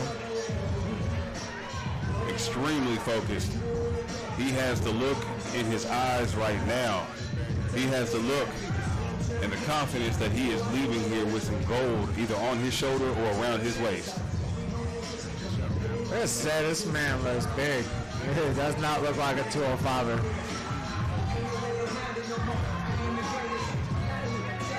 This is definitely going to be a good matchup. Both of these fighters, 205. You got Baker, 6'2". You got Captain Kirk, 6'3". And this is going to be exciting. Ronnie Baker, his preferred style of fighting is striking. Good thing this is a... All right, Jimmy, bringing him in, going over his rules. And this is going to be exciting. All right, here we go. Preferred style of fighting is striking. Good thing this is a... All right, nice right kick from Baker. Inside kick from Baker. Nice. Captain Kirk returns. Nice uppercut down the middle. Nice. Another one as he gets out. Nice pocket work from both of them. He's landed about 4 of those in a row, man.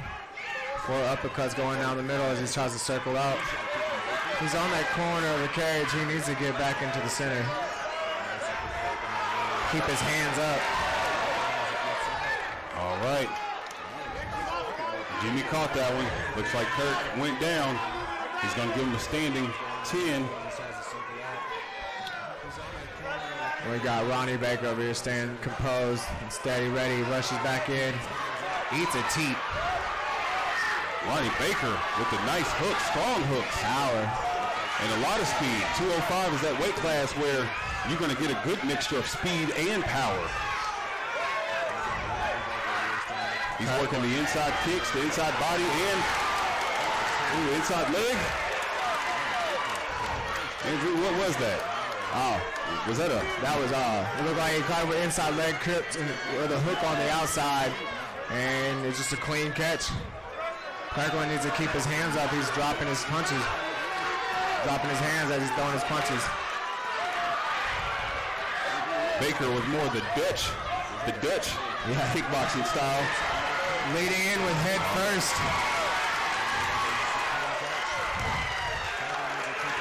And Baker walked into the cage with that focus and left out of the cage with that focus. And he is now going to grab the gold. Ladies and gentlemen, your new light heavyweight 205-pound kickboxing champion for the RDC promotion, Mr. Ronnie Baker. Man, that was a firefight too. A lot of wild punches, man. Big, heavy punches from big, heavy guys, man. Absolutely. You can definitely tell from, Mr. Baker's, planning. He had a plan and he stuck to it. Stayed in close. Kept his punches very small and close. Definitely worked a lot of hooks. And he definitely worked his hands and his feet from a close range. With this small cage, Kirkland wasn't able to get on the outside without getting backed into the cage. And working out for Ronnie Baker with a victory. And ladies and gentlemen, that's also not only another win for Ethos, but Ethos is also taking home some gold tonight. That was our second title match of the night. We are moving on to our third. This is our 165 kickboxing title match between Harley Martis and Marcus Thomas. Absolutely. These championship rounds are going to be 5 rounds, 2 minute, 165, and of course it's kickboxing. Oh yes. That name Thomas is very popular on this card. Let's see.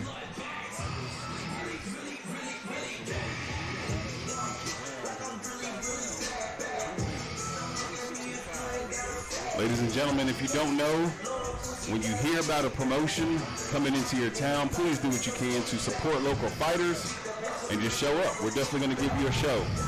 These men and these women put their lives on the line. They put their bodies on the line, to get in here and, try to fight for something. And I'll tell you from experience, the life of a fighter is not an easy life. Most of these men and women work multiple jobs. They spend hours in the gym. So please, when you hear about a promotion coming in your city, take time to invest into it. Most definitely, because these fighters put in their blood, sweat, and tears, their heart and soul into this. And a lot of these amateurs are doing it for free. Absolutely. Because it's like a internship pretty much to get into it. And you gotta grind and fight your way through because nobody's giving you anything in this sport.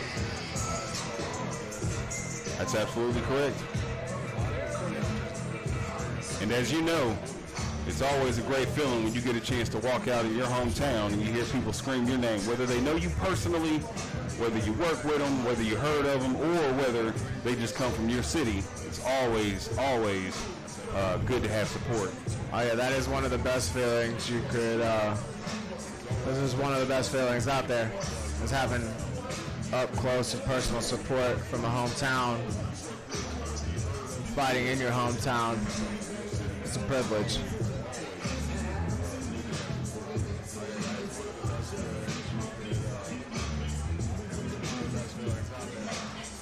We're rolling through this card.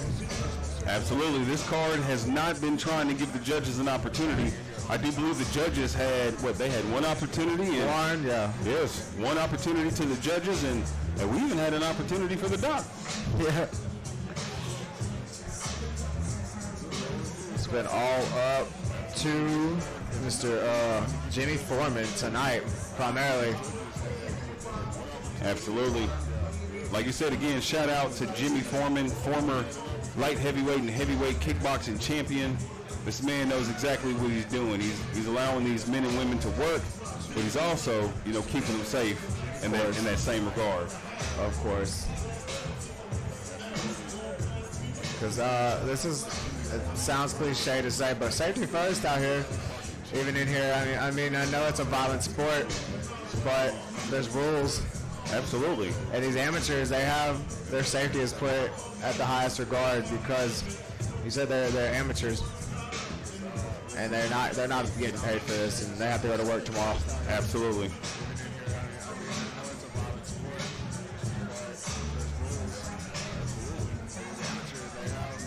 Just wanted to take an opportunity to give some names of some key mentionables in the building today.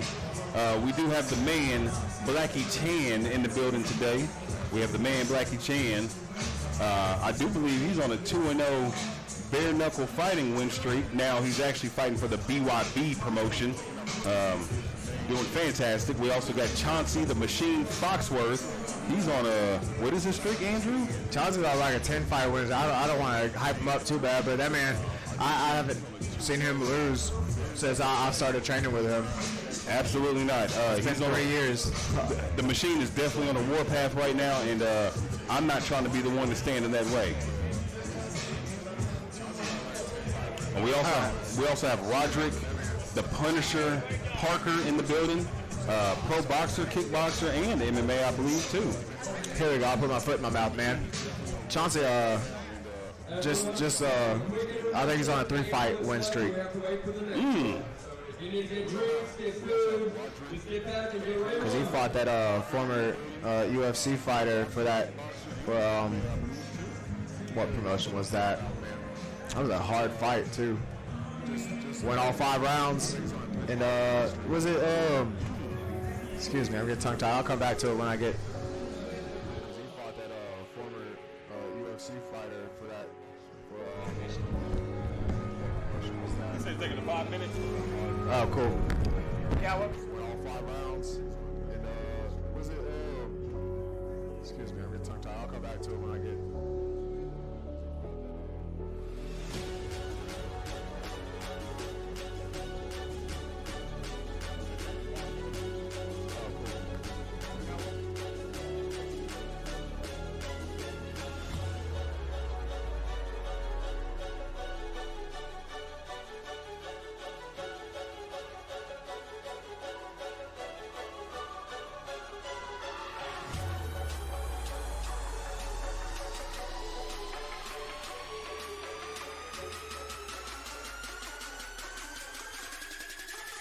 I'm a true champion.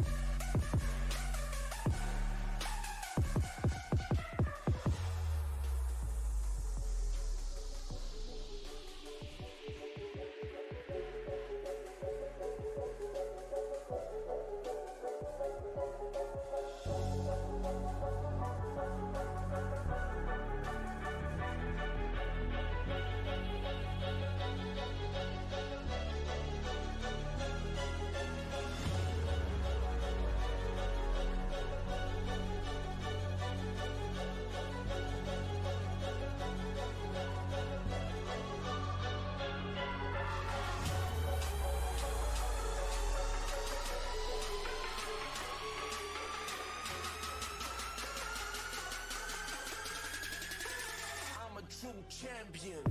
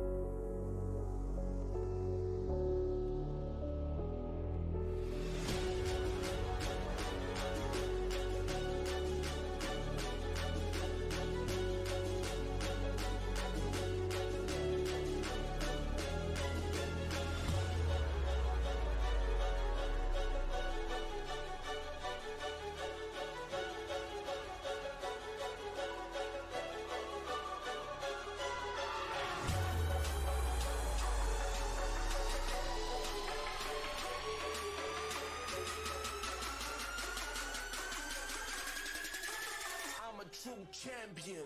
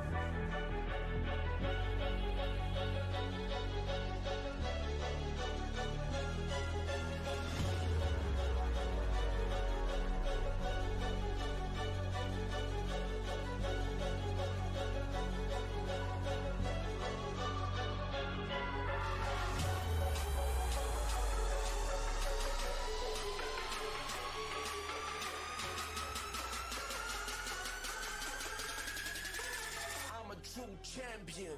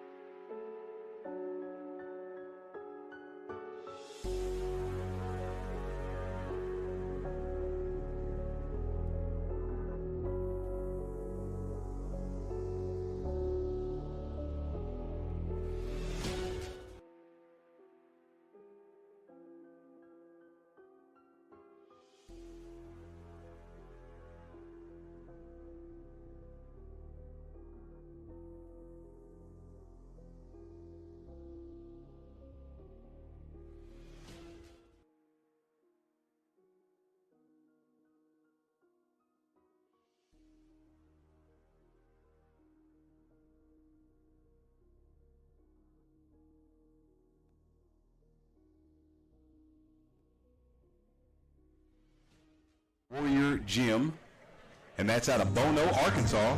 Head coach is Jordan Fowler. His corners tonight is going to be Jordan Fowler and Keith Fowler. And of course, we ask him, what do you like to do? And of course, he likes to stand and bang. Man, let's see. Marcus Thomas. Marcus Thomas has an 0-0 kickboxing record, which is intriguing for this title match. He's 28 years of age, 5'9", is 165 pounds. He fights at an independent gym, which is in McLeod, Texas. Marcus Thomas is the head coach. And Marcus does not have any corners for the night. His preferred style of fighting is striking. All right. Ladies and gentlemen, once again, this is 5 rounds, 2 minutes, kickboxing for the 165-pound gold belt. I'm intrigued to see if Marcus Thomas has an MMA record. Yeah, that's definitely the trend these days. You'll see a lot of fighters, if they're able, depending on, their schools and contracts, some will fight, they'll do boxing matches, kickboxing matches, grappling matches, jiu-jitsu matches, of course in MMA matches too. So any fighter out there, just because we see 0-1 or 1-0, definitely does not mean that that's their fighter experience. Especially your primary MMA fighter, and then you mix it up with kickboxing, wrestling, gi tournaments, no gi tournaments. Man, that's a lifestyle you're living right there. You're staying active because, be honest, who wants to really have fights every other week? I mean, you can stay active by jiu-jitsu tournaments, kickboxing. Absolutely. Standing at 5 feet 9 inches, coming in at 165 pounds, Marcus Thomas! Well, I mean, let's be honest about fighting. I would like to fight every other week. That's a good way to make your money. Absolutely. Especially if you're winning.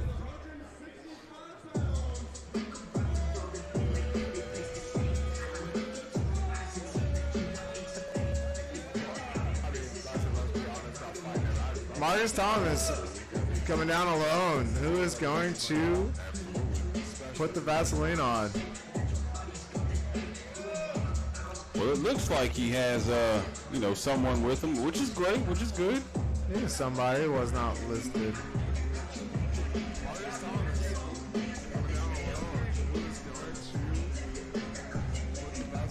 Is that what he said? Oh.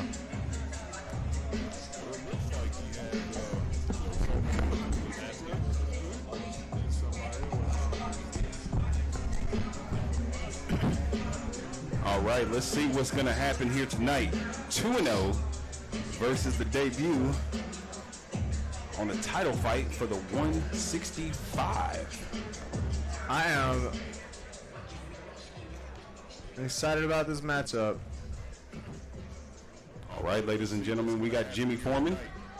He said it's time to have a talk. He's going to release him, and it's about to go down. And again, I don't see this one going all the way either. Both these gentlemen look excited to bang. Andrew, that's one thing you have done for us tonight. You definitely kept it out the hands of the judges. Ooh, nice combination. Again, I don't see this one going all the way. Marcus likes to keep his hands low, and he's loading up on every punch. Absolutely. That is something you see on guys who don't have a coach. Absolutely. Looks like his style is more brawler because we see Harvey here with the nice shoulder rolls when he's seeing those hooks. Marcus with the taunting wants to eat the punches. So he's really trying to get in the head of Harvey over here. Let him know that he can't hurt him with his punches. Well, here's one thing I'm going to give the fans a safety tip on. I don't know what you're going through in life or what you're trying to accomplish on your bucket list. Do not ever get inside one of these octagons or cages thinking you can do what you see on TV and drop your hands, because that will give you a quick knockout. Yes, because if Harvey would have led with a nice stiff 1-2, and then Marcus would have regretted that decision. Absolutely. And as you seen earlier, he got hit, and I seen it in his face. He caught himself and said, okay, it's real. Yeah, Marcus is getting gassed out early in this match. is because if Harvey would have Oh, he appears to be. Excuse me, I don't want to. 1-2, and then Marcus would have regretted that decision. Don't want to disrespect Marcus out here. The great thing is, that's not even taking Harvey out of his game. He's still staying focused.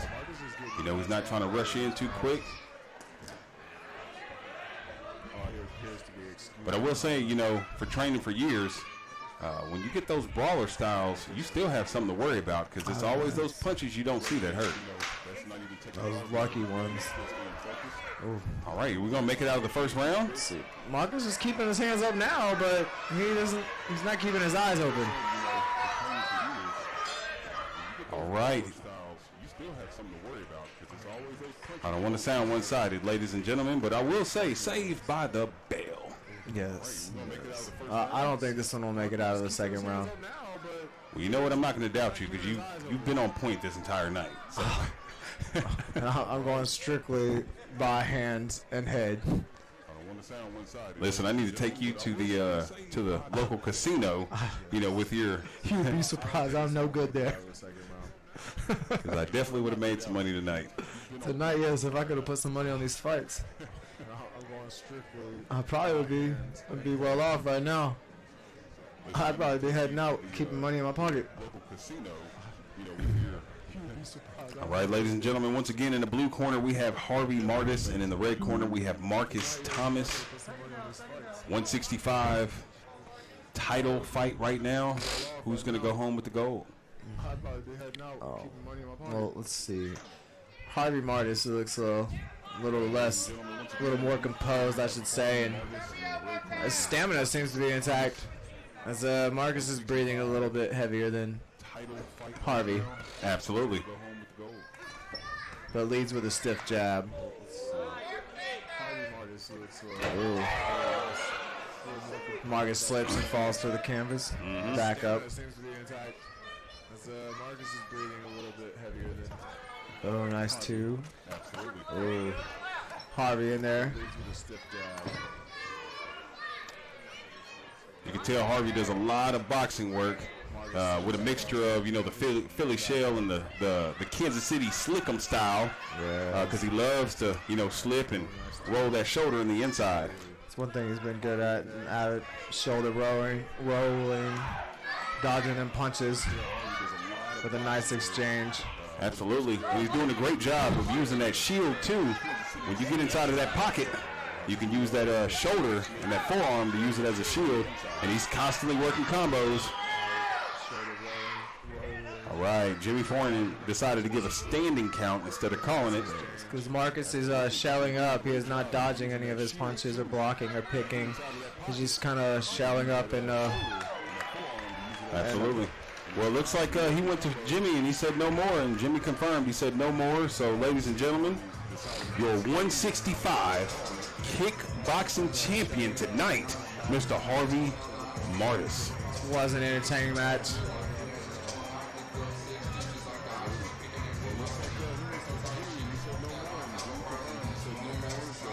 Let's make it official. Again, Chauncey the Machine Foxworth comes to deliver the gold.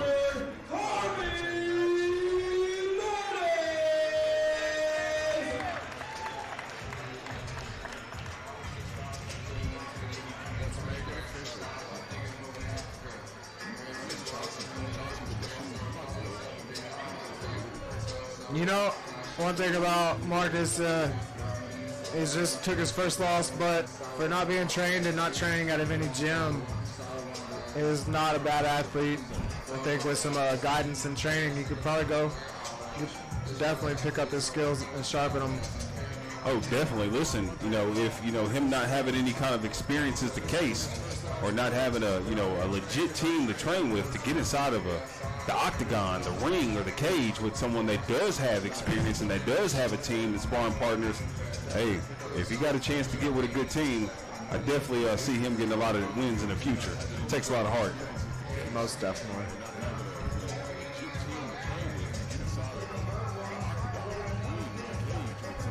And I'm just going to say this again, once again, no pun intended. Mr. Marcus, if you get a chance to look at this fight, just do me one favor. Next time you fight, don't drop your hands and tell somebody to come on. Because if that was me, I would punch you in the face. Yes. Great job out there, though. Keep your hands up. But statements don't hurt feelings when you say, like, no disrespect or no pun intended, right? Yeah, no. All right, good, good. I don't want to, What was that off of Talladega Nights? I think With all due respect. Yes, with all due respect, absolutely. I don't want to be over here at the announcer table and get jumped like WWE, so. Got him back, running it back on Facebook Live? No.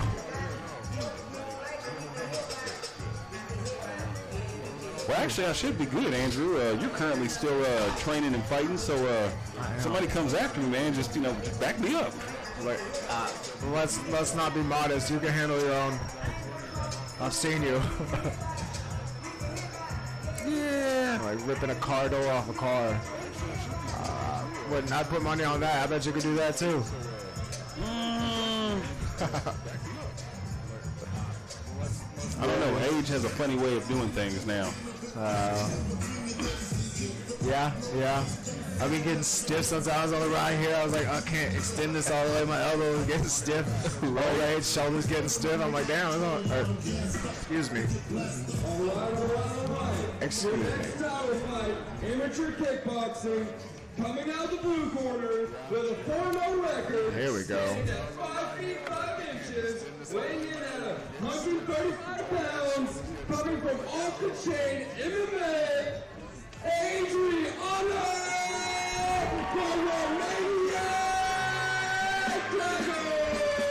This is what I've been waiting on. Absolutely. Ladies and gentlemen, you heard it.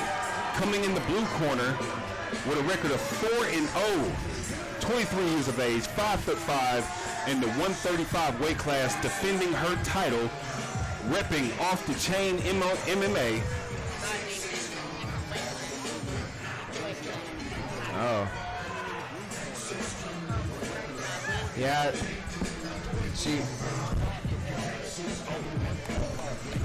She is our current 145 title holder. And I do apologize. And I'm sorry, ladies and gentlemen, she's actually working on her second belt. I just got corrected. She is actually the 125 women's kickboxing champion. And tonight, she's actually fighting for a new title for the 135 women's champ. This is Adriana Dragoy. 5 feet 5 inches, weighing in at 142 pounds, coming out of Red Horse Kickboxing, Thunder Horse Johnson! And we got Chelsea Thunder Horse Johnson making her way to the cage. She is currently 1-3 in amateur kickboxing, 32 years of age, 5'5" tall, and 142 pounds. She trains at a Red Horse Kickboxing. She is from Oklahoma City. Her head coach name is Cody Brewer, and he is her corner. And she says she specializes in kickboxing. She is here to claim that 135 title. Absolutely. Is the Romaniac Adriana, is she going to be considered the champ tonight?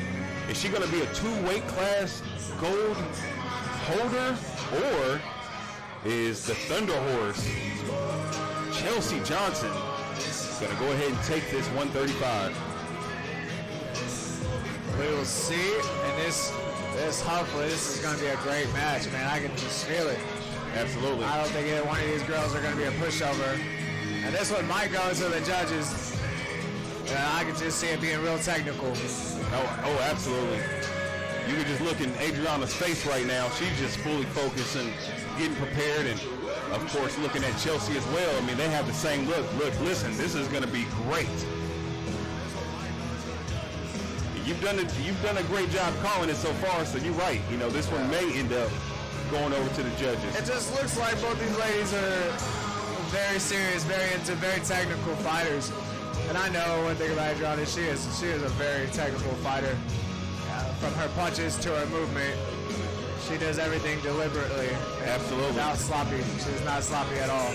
No, and she trains directly with the real deal himself, Dewan Pickney. Yes. And You know, man, he's super serious about his stand-up and striking, his all-around martial arts skills. So, Andrew, I'm just gonna say it. These women look intimidating. Yeah. And they actually look a whole lot more scarier than some of the guys did tonight. I'm just gonna say that right now. I agree with you on that one too. I mean, I feel like I'm gonna get hurt sitting over here ringside. Man, we are ready to see some spit and blood flying. I'm not gonna lie to you.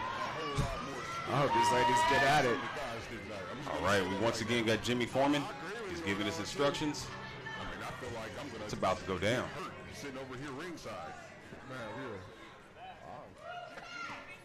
Chelsea starts off with a nice right. Nice body combination from Adriana. Starting out very fast-paced. Absolutely. They're both mixing in very well.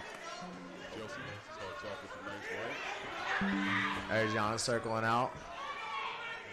Chelsea trying to control the center.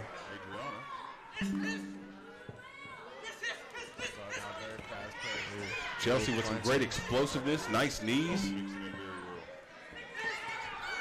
Nice counter, Adriana. Good overhand from Adriana.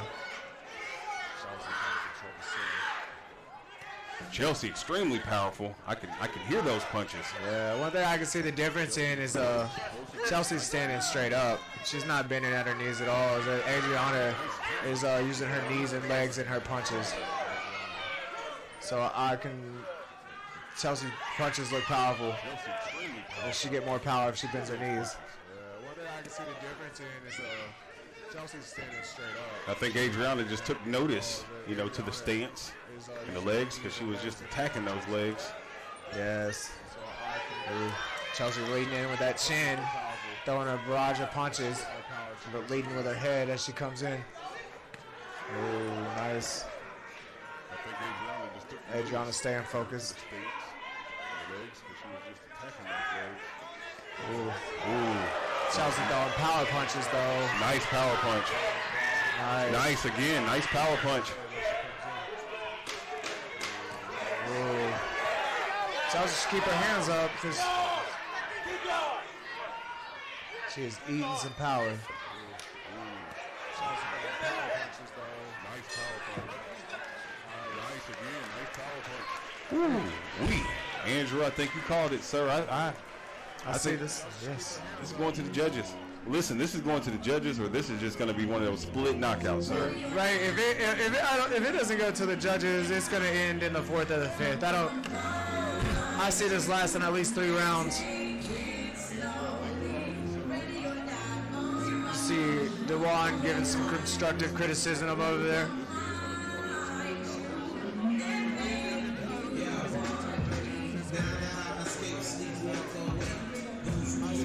I would love to hear what he's saying right now. Listen, if we can mic, you know, the real deal right now. Oh yeah. He's probably giving some good game, good motivation. I'd like to hear advice from both coaches and see what they're saying. Absolutely. I would love to hear what he's saying right now. So whatever Chelsea's coach just said, got her hyped up. Absolutely. Cody Brewer, Chelsea Johnson's head coach. She definitely came in second round a lot stronger. Right, he has just set her on fire. Absolutely. Ooh, Nice haymakers from Chelsea. checking them kicks, heavy punches. Well- This is a fight. Well, Andrew, it definitely makes sense right now. We know where she gets the name Thunder Horse. Oh yes. She's dropping some thunderbolts right now. From her heavy kicks to her heavy punches. Adriana returns it Yes, right on the chin too. again. So it looks like Adriana figured out that, you know, Chelsea's coming straight in, so she's decided to take an angle and drop the overhand right.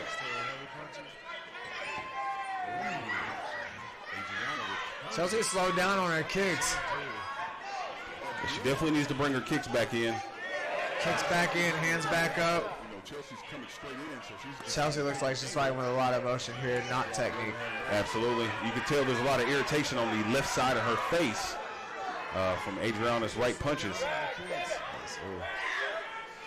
She does have that clinch going for her, though. So if I was her, I would go back to the clinch on Adriana and just lock in tight, throw some knees, some uppercuts, try to keep her close. I think it also goes back to what you said too. For the Thunder Horse, it's all about your legs and how your stance is. If you're standing straight up, you can't move that fast. I'm looking at her feet right now. She's staying flat-footed and legs locked. I think we're a couple punches away from something big here. Adriana is favoring the left side of her face and dropping that right hand. She's got her back in that clinch, though, staying safe. Trying to stay safe. Oh, there's the bell right there. Ooh.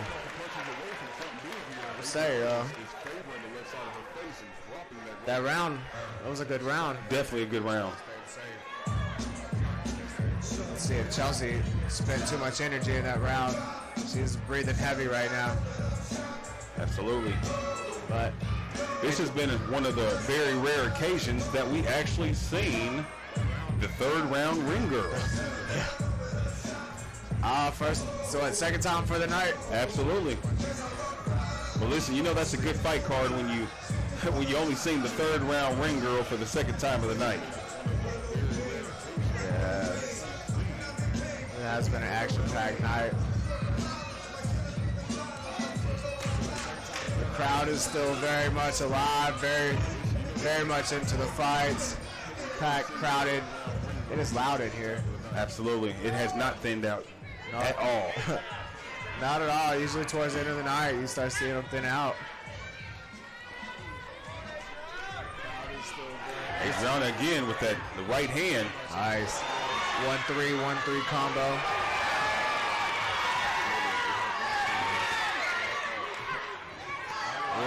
Thunder Horse needs to get that left hand up, cover that face, and bring her kicks back. Oh, I see that. Adriana's working a nice combo. Ooh, the spinning heel kick. Ooh. Chelsea with a lot of pressure, keeping Adriana on the cage. Absolutely. Hitting her with some 1-2s repeatedly.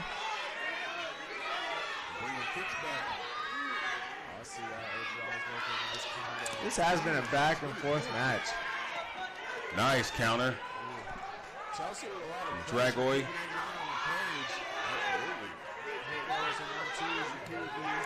Again with the right hand from Adriana. Thunder Horse has at least got a counter off that right hand that's coming. Adriana doing a better job of circling around the cage to not get pinned. She is great with her movement tonight. She is not standing stationary and getting caught on the cage. Chelsea's doing a great job of trying to control the center. She has been keeping control of cage all night, though. She has, man, with those strong punches. Chelsea's doing a great job of trying to control the center. Ooh. Oh, nice. Ooh, catches Adriana with a left coming from a Thunder Horse. Last 10 seconds of the third round. Thunder Horse turns it up. Clinching, finishing the round in third. Uh-oh. Ooh, an illegal shot. An illegal shot after the bell. Oh, yeah. Now, Andrew, I'm just going to say this. That was blatant. Like, she got her hands up, but I'm going to say this. Jimmy didn't stop the fight. So, the bell did sound weak. I heard the bell. The bell was weak, and the ref didn't stop the fight, but both fighters heard the bell. Absolutely. But, it goes back to what you said earlier. When you're in that, locked in that zone, sometimes you don't, you don't hear things. This happens to be one of those times where she was given an opportunity and she took it. Not agreeing with her decision or if it was blatant. Exactly. It looked intentional. I'm not going to say that there was a slight pause, but what I am going to say is, I wish the best integrity for all fighters. Yeah. We'll see how this fourth round goes for her. I see Adriana's got a little more grit. She doesn't look too happy right now. Not at all. Let's see what this turns into. I'm not going to say that there was a slight. Continue a good match. I wish the best integrity for all fighters. Chelsea's way more active with the knees and the hooks. Yeah, she's getting in that clinch. She's seeing that's where she's taking control is in the clinch, and she's going to continue to work that.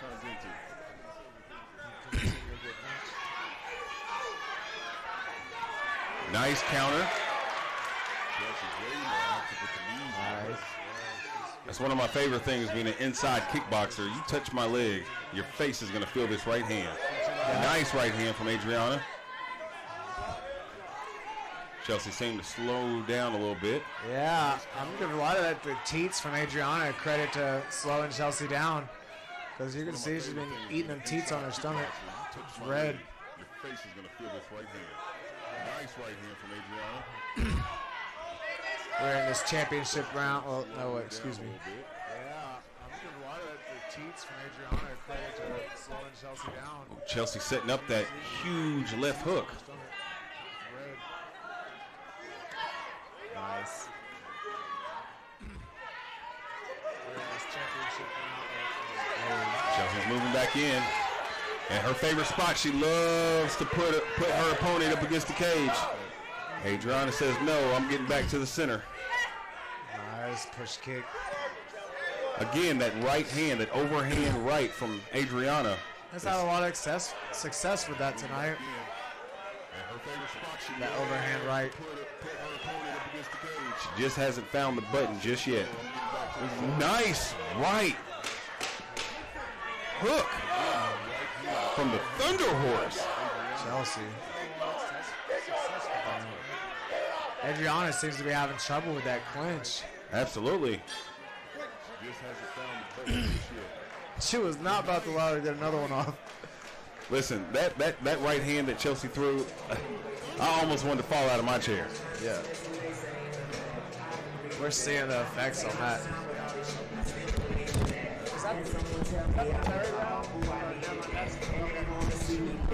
That's what the cards are for.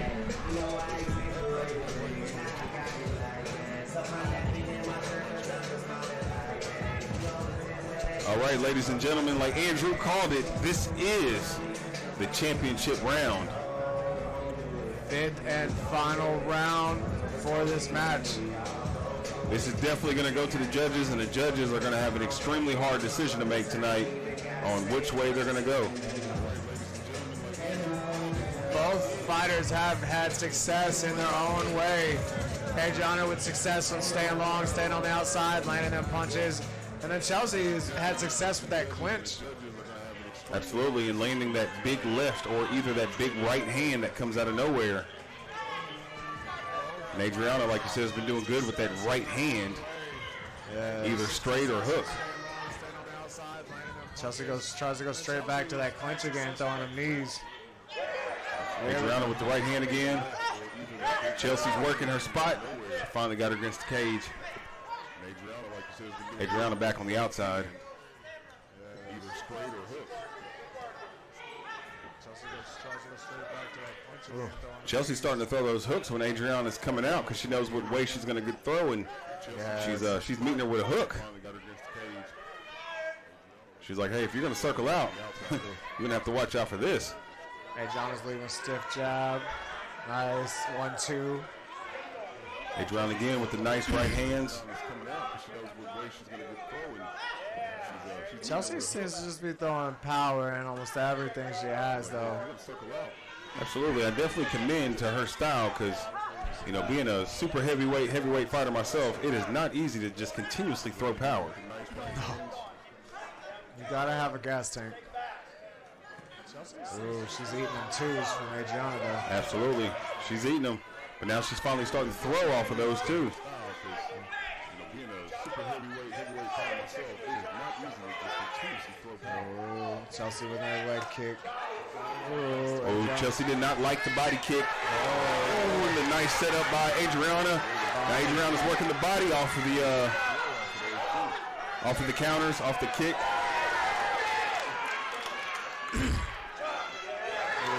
Brianna's doing well. Nice big right hand from Thunder And Horse. this is a fight. These ladies are back and forth. They are not giving up. Last 10 seconds.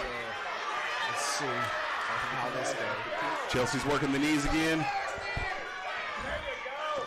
They're giving it everything they got. Last 10 seconds. Nice.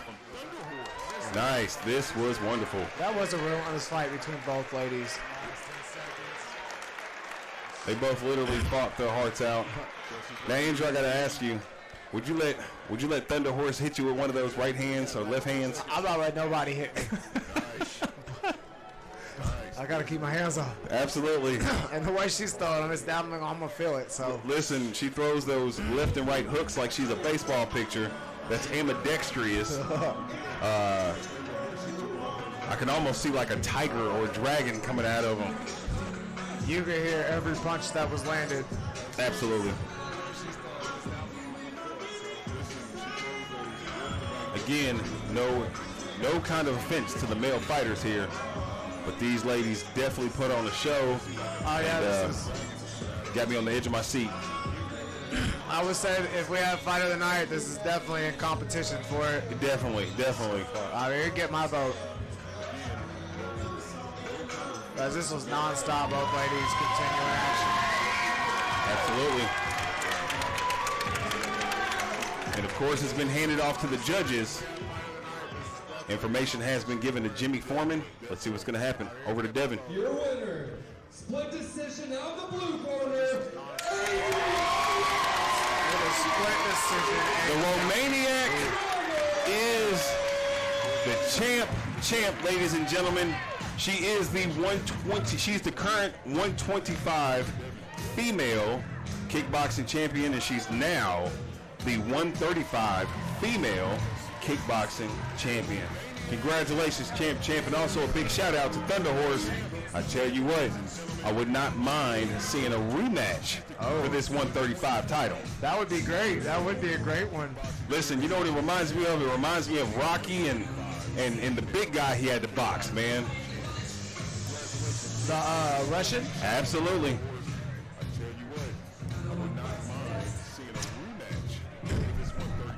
What's his name? Jimmy. Hey. Jimmy. Should you hand me that? I don't. Looks like Off the Chain goes home with the female 135 gold title. Hey, listen, if you ever swing at me, I'm just gonna like grab a weapon. What's the score of that?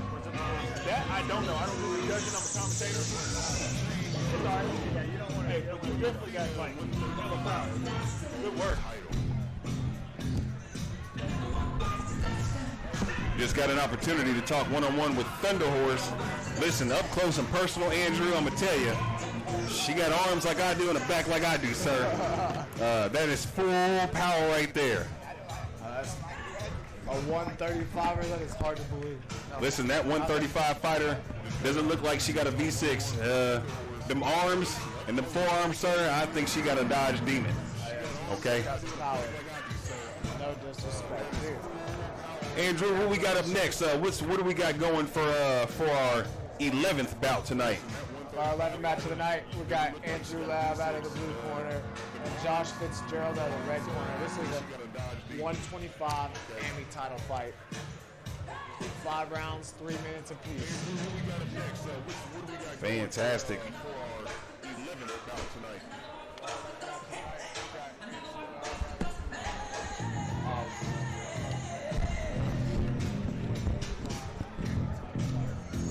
This is definitely going to be a good one. And I'm telling you, after what we just witnessed, these guys definitely have to show up and show out because that last performance was amazing. Most definitely gonna have to keep up with their tempo. If the ladies didn't, if the pace wasn't fast already, the ladies just continued and set that tempo even higher. And the thing is, they maintained throughout the whole fight that stamina and that like that ferocity, that intensity. Absolutely. And that's something you definitely gotta, you gotta put it on the line in the gym. Ladies and gentlemen, these men and women coming up into this cage, when we see spectacular performances like we just seen, this isn't something you wake up with. This is something you have to grind for. All right. Your next title fight. Most definitely. With a record of 2-4, standing at 5 feet 6 inches, weighing in at 124 pounds, coming out of Warrior Gym, Andrew the Living Death. Most definitely. All right, ladies and gentlemen, coming in the blue corner with a mixed martial art record of 2-4, 23 years of age, 5'6", 124 pounds. Now he's representing Warrior Gym, Andrew the Living Dead Labey. Now Andrew is representing Bono, Arkansas, with the head coach, Jordan Fowler. The corners, also Jordan Fowler and Keith Fowler. And we did ask him, what is his primary fighting style? Now this is per his words. He says he does a little hood jiu-jitsu. Hood jiu-jitsu. Hood. I haven't heard that one before. They're going to be across the cage from him. It's going to be Joshua Fitzgerald. Now Joshua Fitzgerald is 2-0, 23 years of age. He stands 5'8" inches tall, 125 pounds at a Tribe Gym in martial arts. His preferred fighting style is kickboxing and ground. He says he prefers to do both. He is a well-rounded fighter. Well, this is definitely going to be an amazing matchup. Is Tribe going to take home some more gold today? Or is somebody going to stop the win streak they have tonight? This is going to be absolutely amazing. Tribe is trying to take all the gold home tonight. I really do like that name, The Living Dead. Caught me off guard. Standing at 5 feet 8 inches, weighing in at 125 pounds, coming out of Tribe Gym and Martial Arts, Joshua Taylor!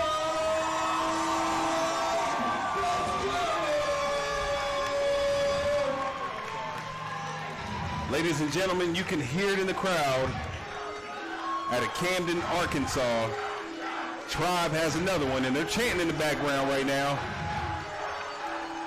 We have everybody standing on their feet. You got people jumping up and down. The energy right now is lit.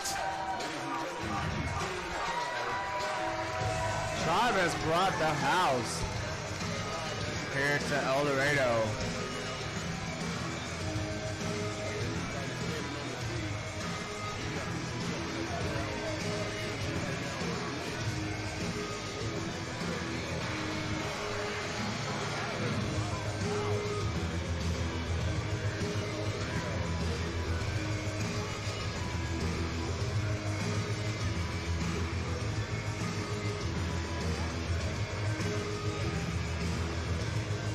So Andrew, you got to go ahead and let us know. How is this going? Is this going to the judges, or do you think the fighters are able to take care of this themselves? Man, I'm going to say the fighters are going to take care of this one too. If I'm going to pinpoint it, it's got to go down. I'm going to say the second one. This is the second round. I think this one makes it out of the first. They'll probably get a good feel-out phase. And I think we're going to finish in the second. Fantastic. I could be wrong. We could get a finish in the first. Jimmy's getting blue and red corner together to give them the lowdown. Second round. I think this one makes it out of the first. They'll probably get a good feel-out phase. And I think we're going to finish in the second. All right. Here we go. Fighters touching the middle. All right, nice. Oh, what was that? That either looked like a jab or a straight right that Fitzgerald ran into. Fitzgerald got put straight on his back early, but he's getting back to his feet. Well-rounded fighter. Absolutely, Andrew very calm. Nice explosion. Andrew is heavy-handed for sure. Andrew's keeping Fitzgerald covered up. Fitzgerald wants to go to the ground. Andrew says no, Yeah. and he takes mount again. Fitzgerald does not want any of these hands. Andrew has some heavy hands as a 125er. Staying calm and collected. That look he has on, man, is And he takes mount again. unreal. He is not phased. Not at all. Andrew is calm. Some heavy hands as a 125er. Fitzgerald doing a great job of trying to, get his composure back. Very much so. He needs to bring those kicks back to him. You don't want to get those kicks caught, not in MMA. He is staying in this. That was a nice head kick. Nice left hand from the living dead. Is he going to be able to complete the takedown? And it looks like a guillotine, but does he have it locked in? Does he have the other hand underneath his neck? Okay, I would say no. He's got it free on his back. He's giving up on the choke. He's pursuing. Now, Andrew was doing some great movement earlier while he was on top. Let's see how he's going to do on his bottom. Does he have the other hand underneath his neck? He's got open guard. So he's trying to transition. Andrew doing a great job of staying up on his hip. Yeah, Fitzgerald doing a great job of sticking to him.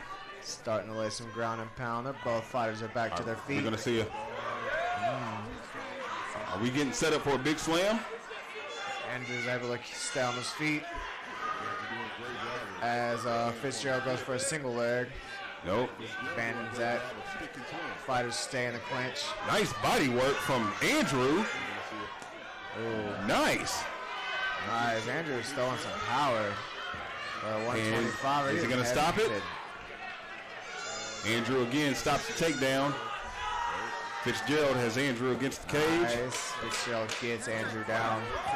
One of our fighters is bleeding. Looks like Fitzgerald's got a little nosebleed. Nice, Phil. All right. That was a good first round, man. I honestly thought it was going to go down early. Absolutely. Listen, that was a great first round. And you can't tell from looking at the young man in his face. I'm telling you. Andrew the Living Dead came out.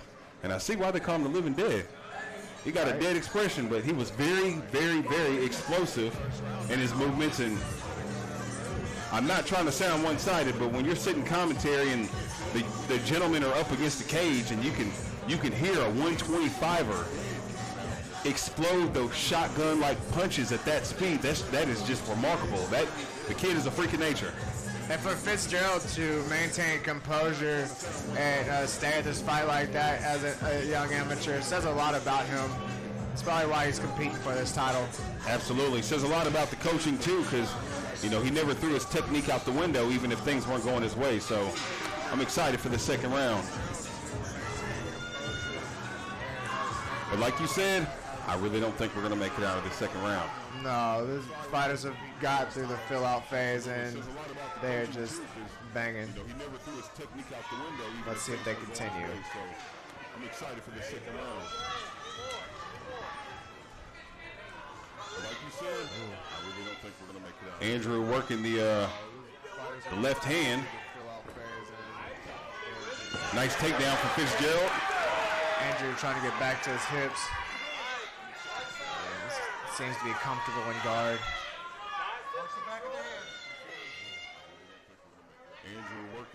Fitzgerald's trying to pass the guard right now. Looks like Andrew's in a rubber guard.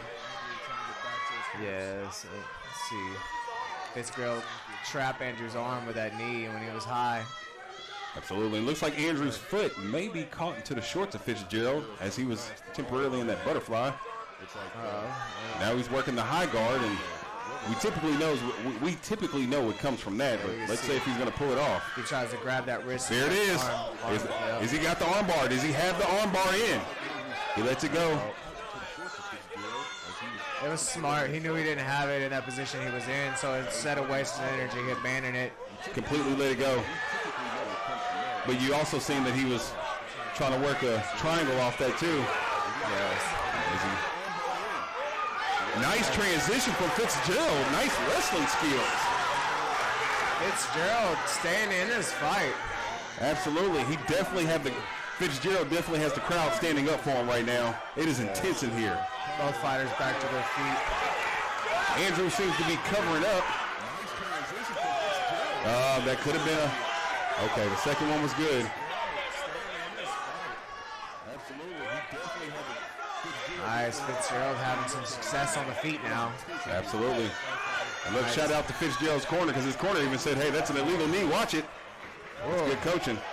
Fitzgerald just ate a stiff jab and almost went down, but nice wrestling. Yes, nice set out from Fitzgerald. He's comfortable back on top in the guard position. Nice transitions to almost side control, back in guard. Absolutely. Andrew Laby is not trying to let him pass that guard.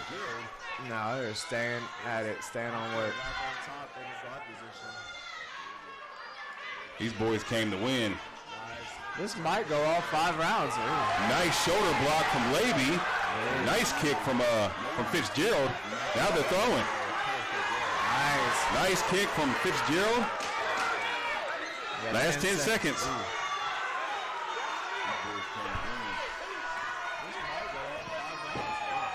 Nice stuff from Laby. There it is. That's the bell. Nice. Listen, that was a great sit out, and I see how Laby actually caught that sit out. I seen a little crucifix there. I'm glad that bell did ring. Yeah, it almost went bad for him in the end. Absolutely.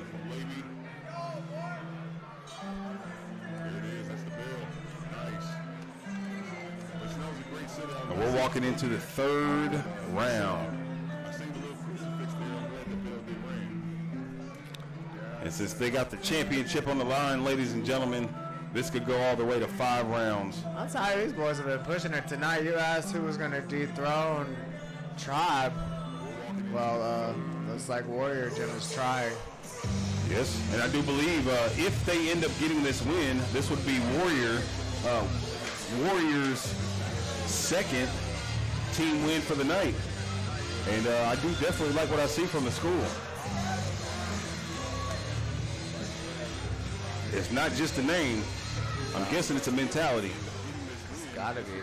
I have seen nothing less from Andrew than Warriors mindset. Absolutely. Andrew, the living dead Laby, in the southpaw stance. Fitzgerald, traditional.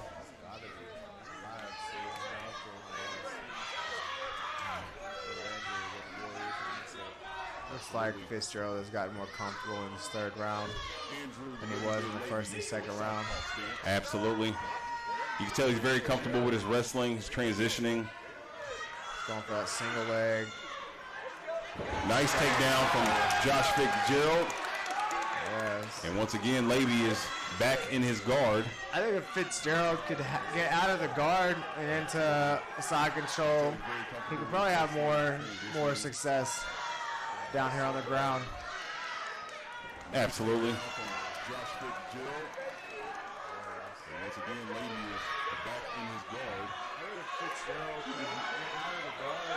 You know, and here's the funny thing too. Well, is he going to get the triangle locked in? God, he's got an arm down and he's reaching for a foot. I'm going to tell you something funny. I actually learned something. We call it fat boy jiu-jitsu. Oh. Fat boy. He needs to turn over. No, yeah, stand up. They're not stand up, the head up. He's safe right now. You know, Andrew is really giving us a good show of his hood jiu-jitsu.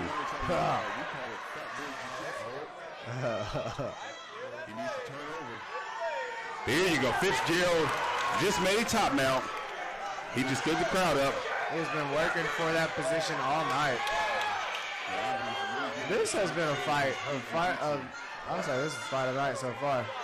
Fitzgerald looked to be working for, well, was working for him. Oh, does he have it? Can he get under? He's under the chin, Andrew. He's under the chin. So he got 2 on And he one. tapped him. Oh, nice. You were right. It did not go to the judges. Good, now, yeah. Warrior got close, but Tribe Martial Arts is taking home some more gold.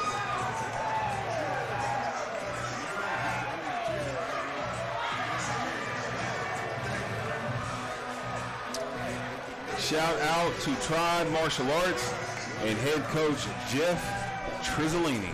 Man, that was, I'm not gonna lie, I haven't been pronouncing his last name because I didn't want to butcher it.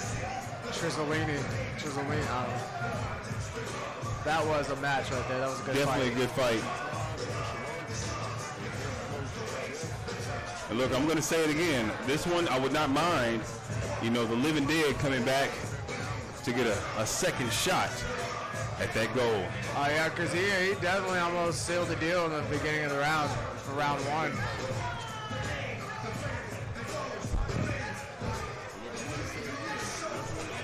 His mic's out. Oh, no, my bad.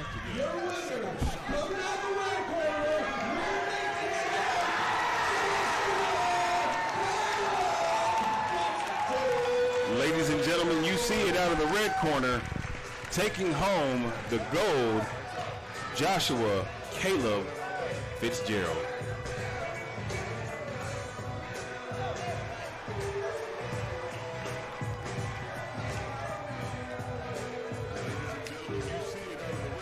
All right, ladies and gentlemen, I'm going to go ahead and prepare you. This next fight is going to be electric.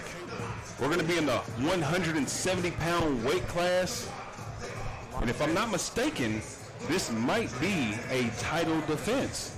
Yeah, I believe it is. Trey Frazier won the title at the last Real Deal event. Real Deal. Can you hear me? Oh.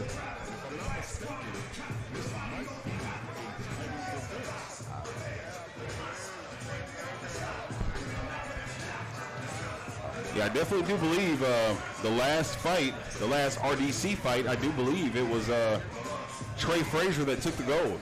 Yeah, he was fighting Grizzly.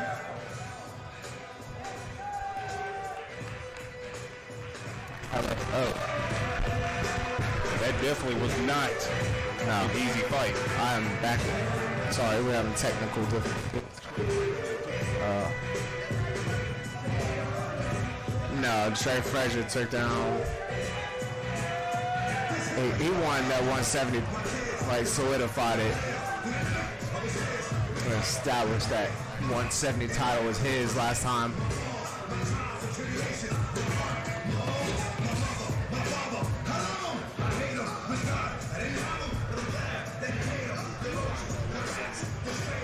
Fitzgerald and Tribe is having a huge celebration right now. The crowd is in a big huddle celebrating one of their hometown fighters. Oh yes, say they are excited out here tonight. Tribe has been taken over.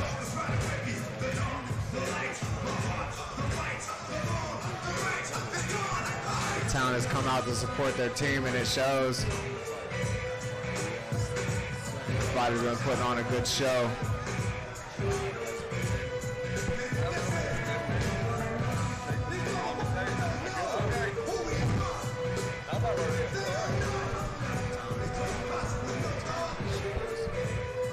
Jake the Snake.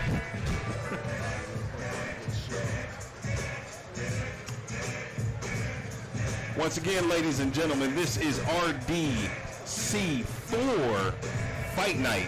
And we're live in El Dorado, Arkansas. Big shout out to the promoter, Dewan, the Real Deal Pickney. Shout out to Jimmy Foreman for doing a fantastic job refereeing here tonight. Yes, great job, Jimmy. And thank you, Dewan, for making this happen. Coming out of the blue corner for the record, 2-0, standing at 5 feet 11 inches, weighing in at 170 pounds, coming out of the gym of Jake the Snake, Jacob the Snake! All right, ladies and gentlemen, you see him coming out of Jake the Snake Gym. Coming out of Tyler, Texas, with a record of 2-0, 27 years of age, 5'11", 170 pounds, Jacob Copeland. Now tonight, Jacob's going to have Gerald Meharry and Chad Decker. Those are his head coaches. He's going to have Gerald Meharry, Chad Decker, and Caleb Minter in his corner. And of course, we asked him, what do you like to do? And he likes to stand and bang. Man. Jacob's opponent tonight is going to be Trey Frazier. Ice Trey Frazier. He's 3-0, 21 years of age, 6 foot tall, 170 pounds. He's also fighting at a Tribe Gym martial arts.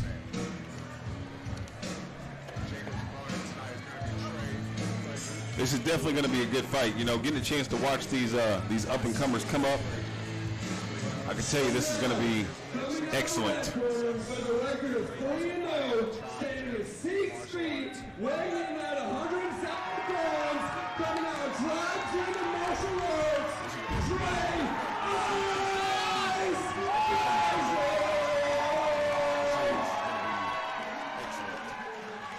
I can tell you, Andrew, the biggest part of the crowd came to support this young man. Most definitely. This is an exciting fight for the night. Icy Trey Icy Trey. with the icy mask on with the blue eyes, with his title coming in right behind him. I believe he wore a mask last time when he came out as well. And Andrew, if you could tell me, what school is Icy Trey coming from? Man, he is coming out of Tribe Gym, the Tribe Martial Arts again. Man, they have had they had a fighter in almost every match tonight. I don't think there's been an L that they've taken. They've collected gold. They are now defending gold. Yes. Yes, they are. They're putting themselves in this real deal championship and making their team name known. Absolutely. But one thing I will tell you, I do give Jake the Snake. Watching Jake over these last few fights, this guy loves to fight on the inside. He's very slippery. He's elusive. This is a real great title fight. Jacob definitely deserves this title fight. And of course, you know, Icy Trey, this man has a arsenal of moves from different stand-up abilities, different ways to kick. This is going to be great. Very technical. And their man brings a lot of power with him. Absolutely. Definitely deserves this title fight. And of course, you know, Icy Trey, this man has Jimmy Foreman is going to be refereeing this again.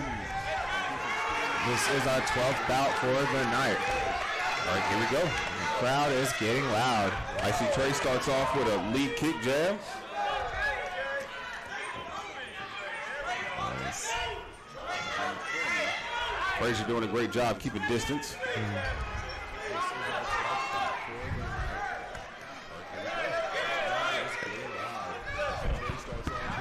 Jake the Snake tries to take control of the center of the cage. Frazier with a nice leg kick. Turns Jacob all the way around.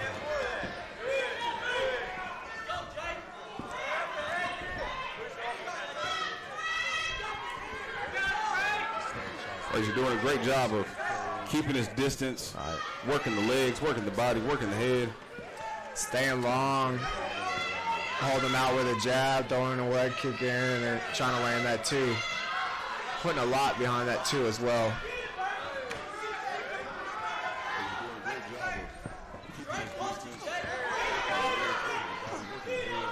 Jake doing a great job defensively, maneuvering past most of these punches. These young men are taking their time, filling each other out, trying to make sure they don't rush into this. Nice leg kick by Trey.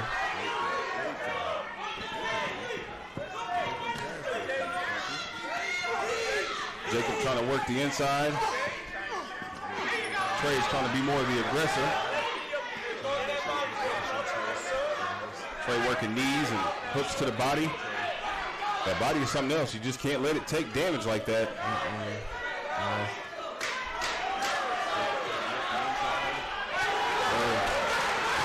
Nice teeth from Trey. Coming out off the cage.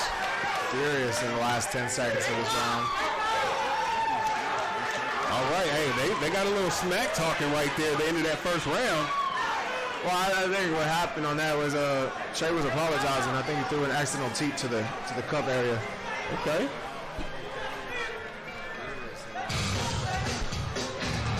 All right, these fights are getting better and better. Yes, it can. I cannot argue with you on that. So Andrew, you got to go ahead and tell us. We're about to walk into the second round. I should have said it on the beginning. Yeah. Where do you think we're going? Are we giving this to the judges with these 5 golden rounds, or the fighter's going to take it? I don't see this going to the judges at all. I don't see it making it out of the third round. I wouldn't be surprised if it ended in this round right now. I definitely wouldn't either. There's a lot of aggression, and again, you know, there's a lot of gold out there right now. And I want to say they just got out of their fill-out phase, and so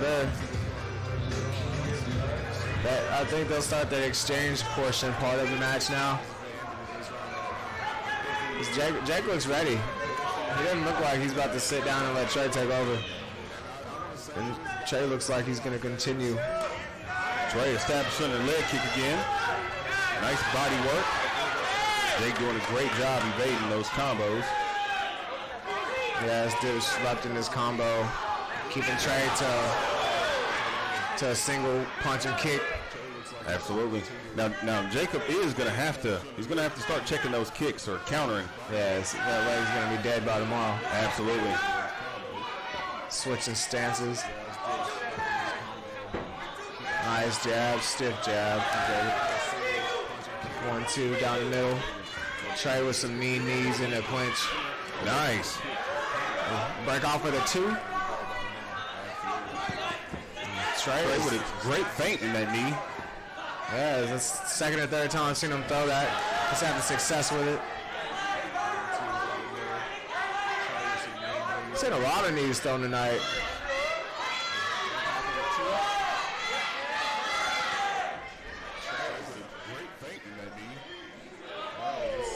Jacob seems comfortable here. That Trey press against the cage, throwing some body. Now Trey's turning him around. Trey's laying out the body punches. He'll break free.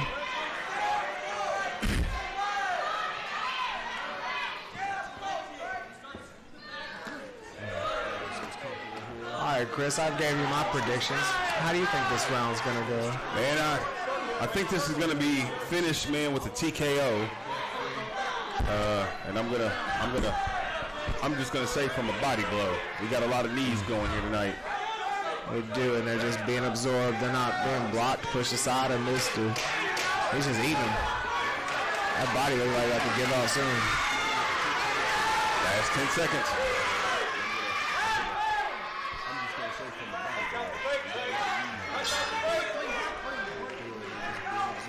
Both these fighters are tough, though. Absolutely. Copeland ain't come here to lay down. And Trey, I don't see him just trying to hand that belt over. Absolutely not. One thing I give to Copeland, he's very slippery. He's able to move, and a lot of the power shots that Icy Trey has given him, he's been able to move through a lot of them. He seems to have that Muhammad Ali style, kind of like as his dips and hand movement, like keeping his hands down and using the body to dodge instead of the traditional boxing hands up. Absolutely.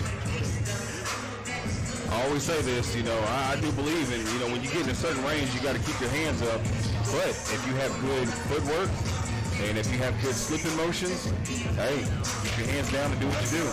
But as you start to get tired, that's when some of the footwork and the hip movements and the slipping start to go out the window, and that's when things get dangerous for those style of fighters.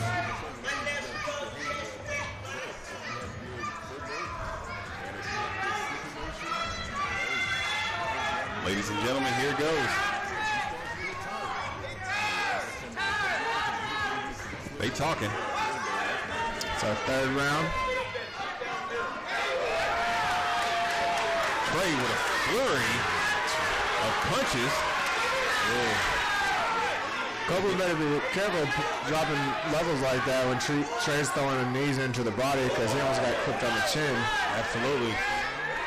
There's another body kick that actually connected.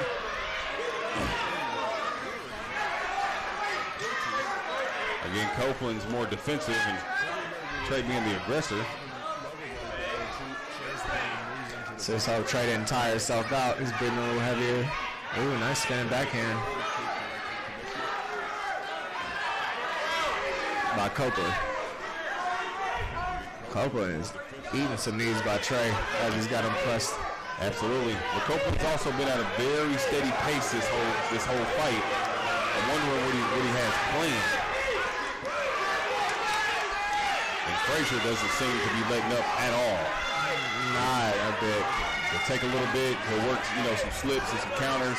And as soon as his energy comes back, he explodes. Ooh.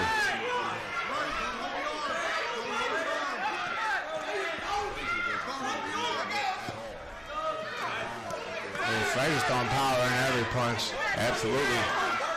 Frazier was even trying to frame a second ago to move the head exactly where he wants to blast it. I saw that as well. Looking nice out there. Nice.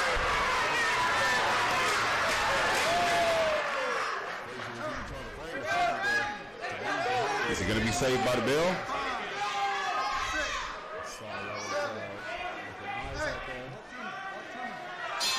Saved by the bell. That was a good call by the ref. Let him know. Great call. Because he was just sitting there eating punches on just tagging them. Got to protect yourself. Oh, absolutely. And ladies and gentlemen, if you're new to viewing, combat sports, being pressed in a corner and taking body shots doesn't seem like it does much damage, but you have to understand that body is your organs. And just taking that pounding, on your liver and, on your kidneys, definitely not good for you. Especially if you don't have a lot of abdominal strength for your muscles to take those punches. Absolutely. So that has a lot to do with it. And yeah, you gotta cover up. You can't just be eating them punches because that kills your stamina. Body getting killed, punches to the body just takes your stamina. I definitely would like to see some more aggressiveness from Copeland. Great defensive skills, but I'm not really seeing much, with his countering. Start of the fourth round here. Open up with a head kick. Nice power body. Yes. Frazier's starting to work the body with his punches now. I think Frazier's looking for that finish here. Now we'll go ahead and throw out here. Foreman has told Copeland a couple times not to hold the arm. So I'm going to say if that happens again, he's probably going to end up taking a point. Oh yes, he has not been worried about taking points tonight.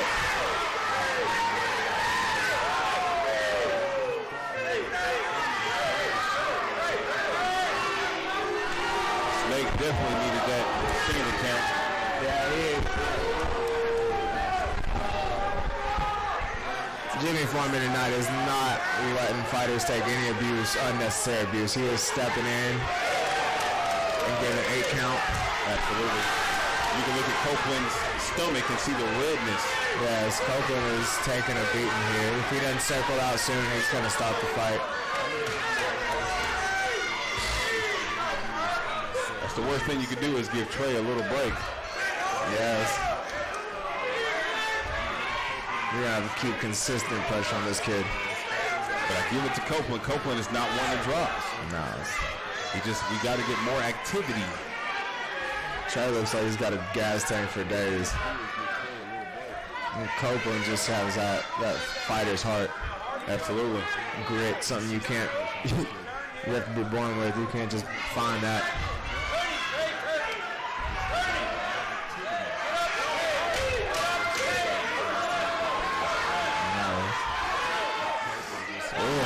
That should have been a knockout. Yeah. That definitely should have been a knockout.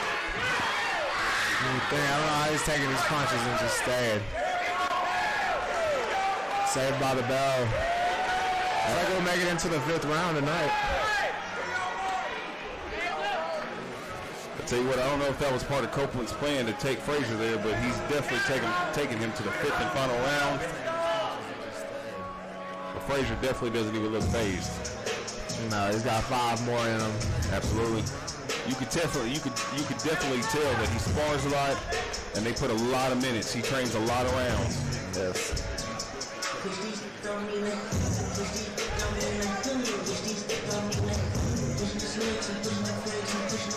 Copeland's doing a great job with his movement, you know, staying slippery, trying to block and evade certain punches, but we definitely need some offense. Yes, he needs to open up a little more with, I would say, on his attack. Put some combos together. He's 1-2 with a kick here or there, just throwing a kick out or just throwing a single punch. If he would piece some combos together, he'd probably have more success on landing a punch. Absolutely, and I've seen the kid fight, so this is just my speculation. I'm wondering if the power of Frazier, you know, kind of has him timid right now. Yeah, if that has anything to do with it. He seems to be taking the punches, but you definitely know when you can feel that knockout power. yes. When you're working with someone, you know who you can take a punch from and who you can't.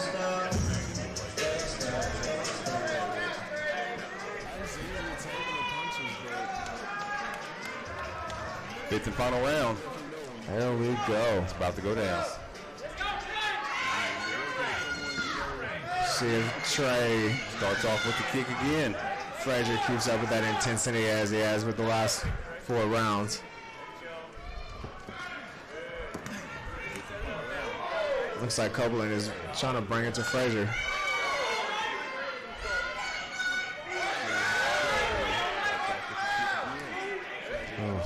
So Copeland cannot take these punches. I wouldn't be shocked if the next Fury that comes in, if Tony doesn't stop it. Oh. There's definitely a difference in the measure of punches coming from each fighter.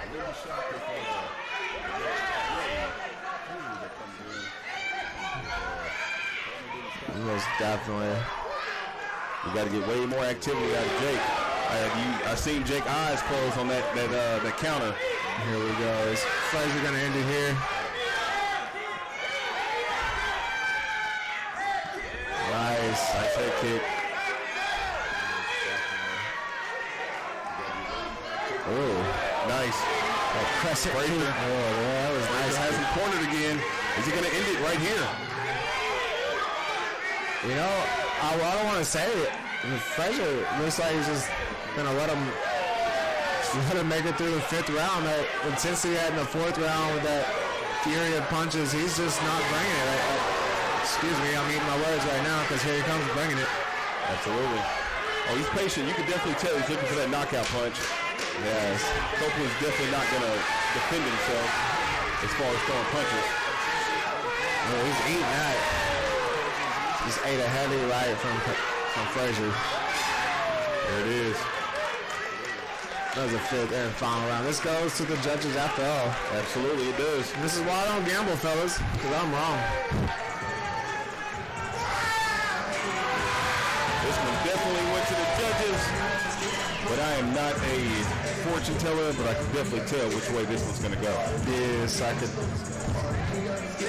If the judges were right, were watching the fight, we already know.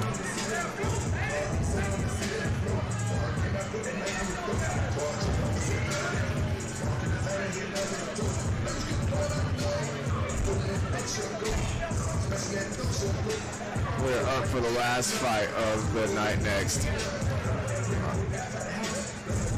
The 13th bout of the night is about to begin on Pro Card. After we hear either and Steel or and New.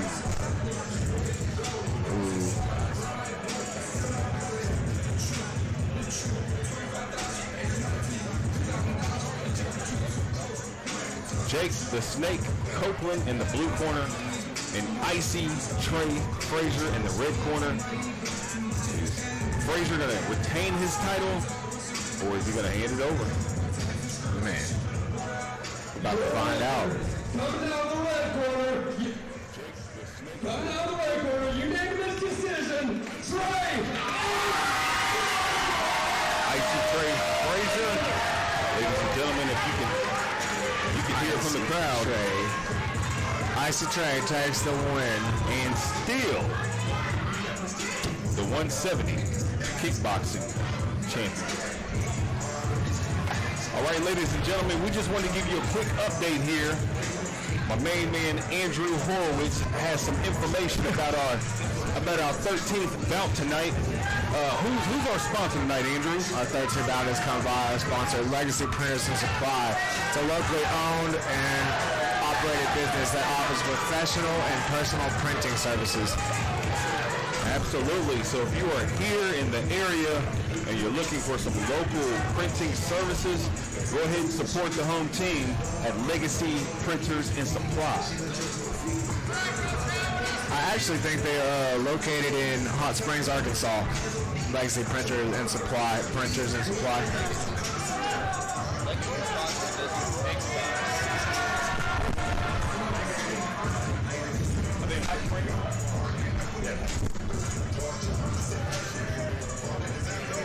And this final round, once again, is going to be sponsored by Legacy Printer and Supply. And Legacy, I definitely do appreciate you sponsoring this last round, because this last bout, is actually going to be one of our pro fights of the night. And if you've never seen a pro fight, it is never like anything that you have seen before. No, this is our pro fight of the night. It's 3 rounds, 5 minutes, and with a catch weight of 175. It's an MMA style fight.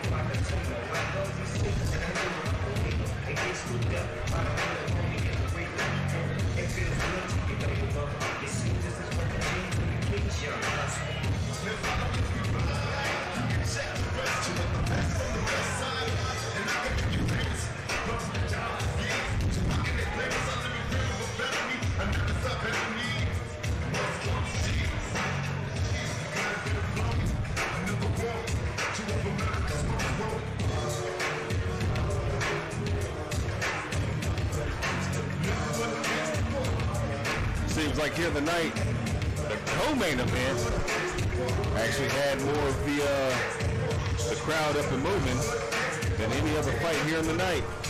Oh yeah, that co-main event had most room on the floor. Absolutely. And on their feet, I mean by that. It was an action-packed fight from the start to finish.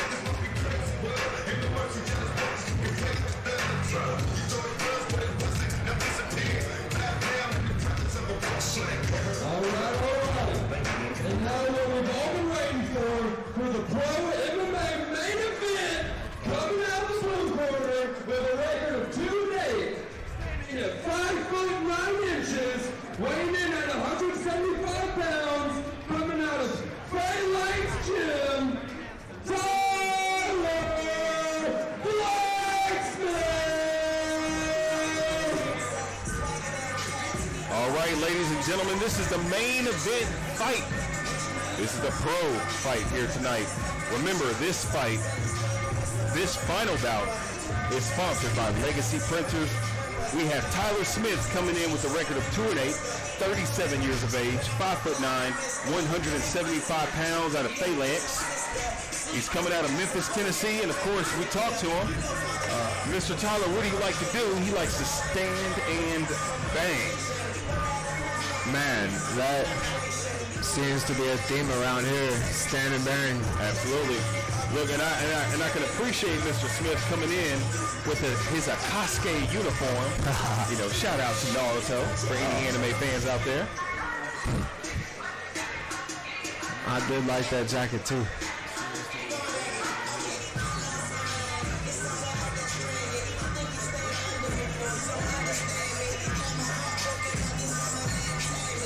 No coach, no corner. Yep, seems like he came here solo tonight, folks. For a pro bout. No coach, no corner, but I do see there's Jose actually giving him a helping hand. Yes. He's also a locally known Arkansas fighter out of Hot Springs, Arkansas. Lending his fellow brother and gloves a hand. Man, I hate to see fighters go into a match without a coach. Because you need somebody, regardless of who you are or what you think about yourself. Michael Jordan had a coach. Usain Bolt got a coach. Everybody needs a coach, man.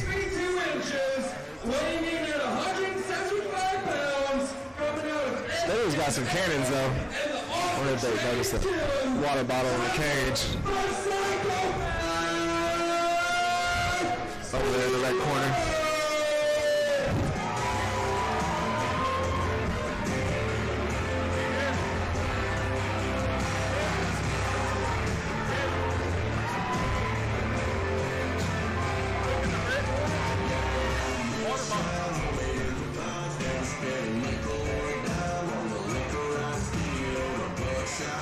Crackhead? That's funny. He got it. Well, Andrew, tell us something about Tyler Stewart here. Man, we got Tyler Stewart. He's from Texarkana, Arkansas. He's psychopath. Tyler Psychopath Stewart. He's 1-0 as a professional. He's 27 years of age, 6'2", 175 pounds. He turns out off the chain MMA. Tyler is an aggressive style fighter. He's a banger. He likes to stand and strike. That kid is not afraid to go to the ground, though. He has some solid jiu-jitsu skills as well. This should be an intense match. Tyler has recently made his pro debut in our last show. And he's continuing from here. Let's see how he does tonight. All right, Jimmy's going to bring the gentleman in the middle. They're going to have a discussion. And when he's ready, it's about to go down. Continuing from here. Let's see how he does tonight. Ooh, no touching gloves. Straight swinging. Ooh, nice T-kick from Tyler.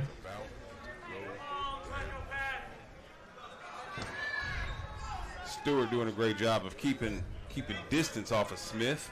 Yes. Stewart in the black trunks, Smith in the white trunks. Nice leg kick. Tyler is working that distance pretty well. Tyler Stewart. Super hard left cross. Smith is throwing power in every punch. Ooh. Looks like Stewart's trying to match that power. 2 to the body. Smith is throwing power in every punch. Looks like Stewart has the reach advantage tonight.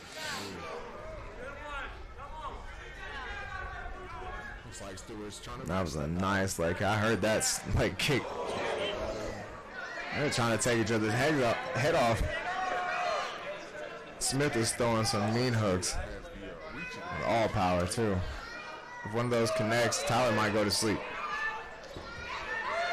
Absolutely. Smith looks like he has more of a brawling style. Tyler throws some knees. He's got that head pushed down. He can go for the guillotine against the cage. It's one of my favorites. Lock them hands up. Dig the weight through his body down to his hips. Nice. There you go. Take down. Nice. Tyler seems to have top control.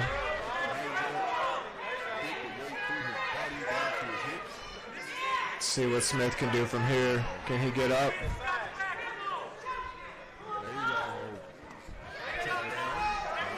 Smith definitely. Tyler seems to have top control.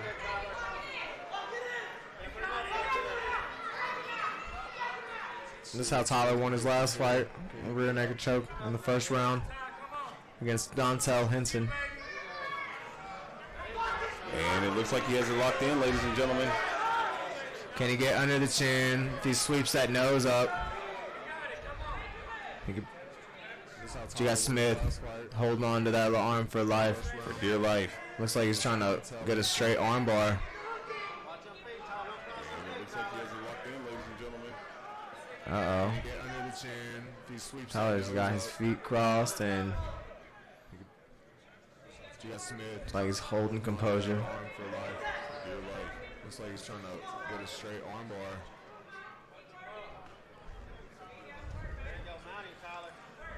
Blacksmith doing a great job avoiding that. He's got his feet crossed. The rear naked.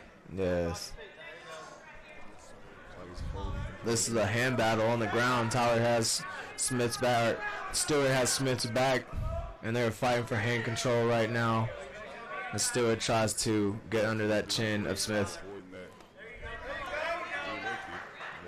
If Stewart can establish the crossface This is a hand battle. once in that position. Oh, Stewart was in top mount. And Smith decided to give his back right back to Stewart. He didn't like them elbows. And this is definitely a pro fight, so elbows to the face are definitely legal. And lethal. Elbows coming down from Stewart on Smith. Stewart was in top now. Nice. Just trying to give his back right back to Stewart. He didn't like them elbows. This is definitely a pro fight, so elbows. Stewart keeping good control of the back, riding Smith. Smith carrying his body weight the whole time is going to come out exhausted in the second round if he makes it. Smith got the chin tucked again. But if my eyes are not mistaken me, it looks like I seen a little blood coming out as well. Just trying to give his back right back to Stewart. Not seeing much yet, if any. This is definitely a pro fight, so elbows to the face. I'm sure there will be some, though.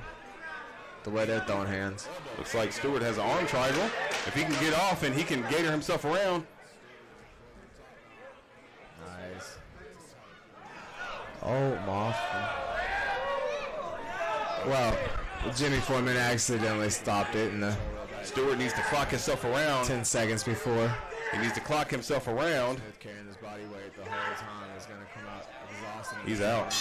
He's out. Tyler Blacksmith decided to go out. That was a climactic end right there, if I do say so. Absolutely. Smith It absolutely was. got a good choke, but But there you have it. This submission, this choking out opportunity is brought to you by Legacy Printers and Supply.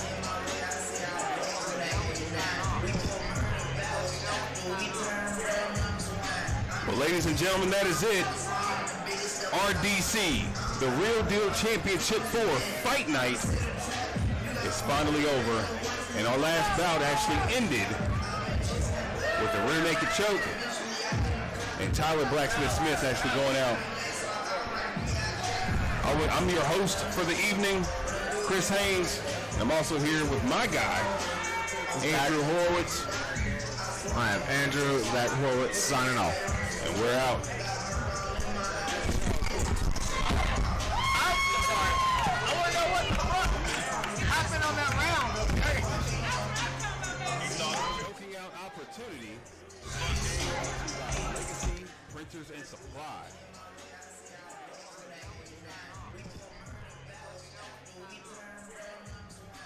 Well, ladies and gentlemen, that is it. RDC, the Real Deal Championship 4 Fight Night is finally over.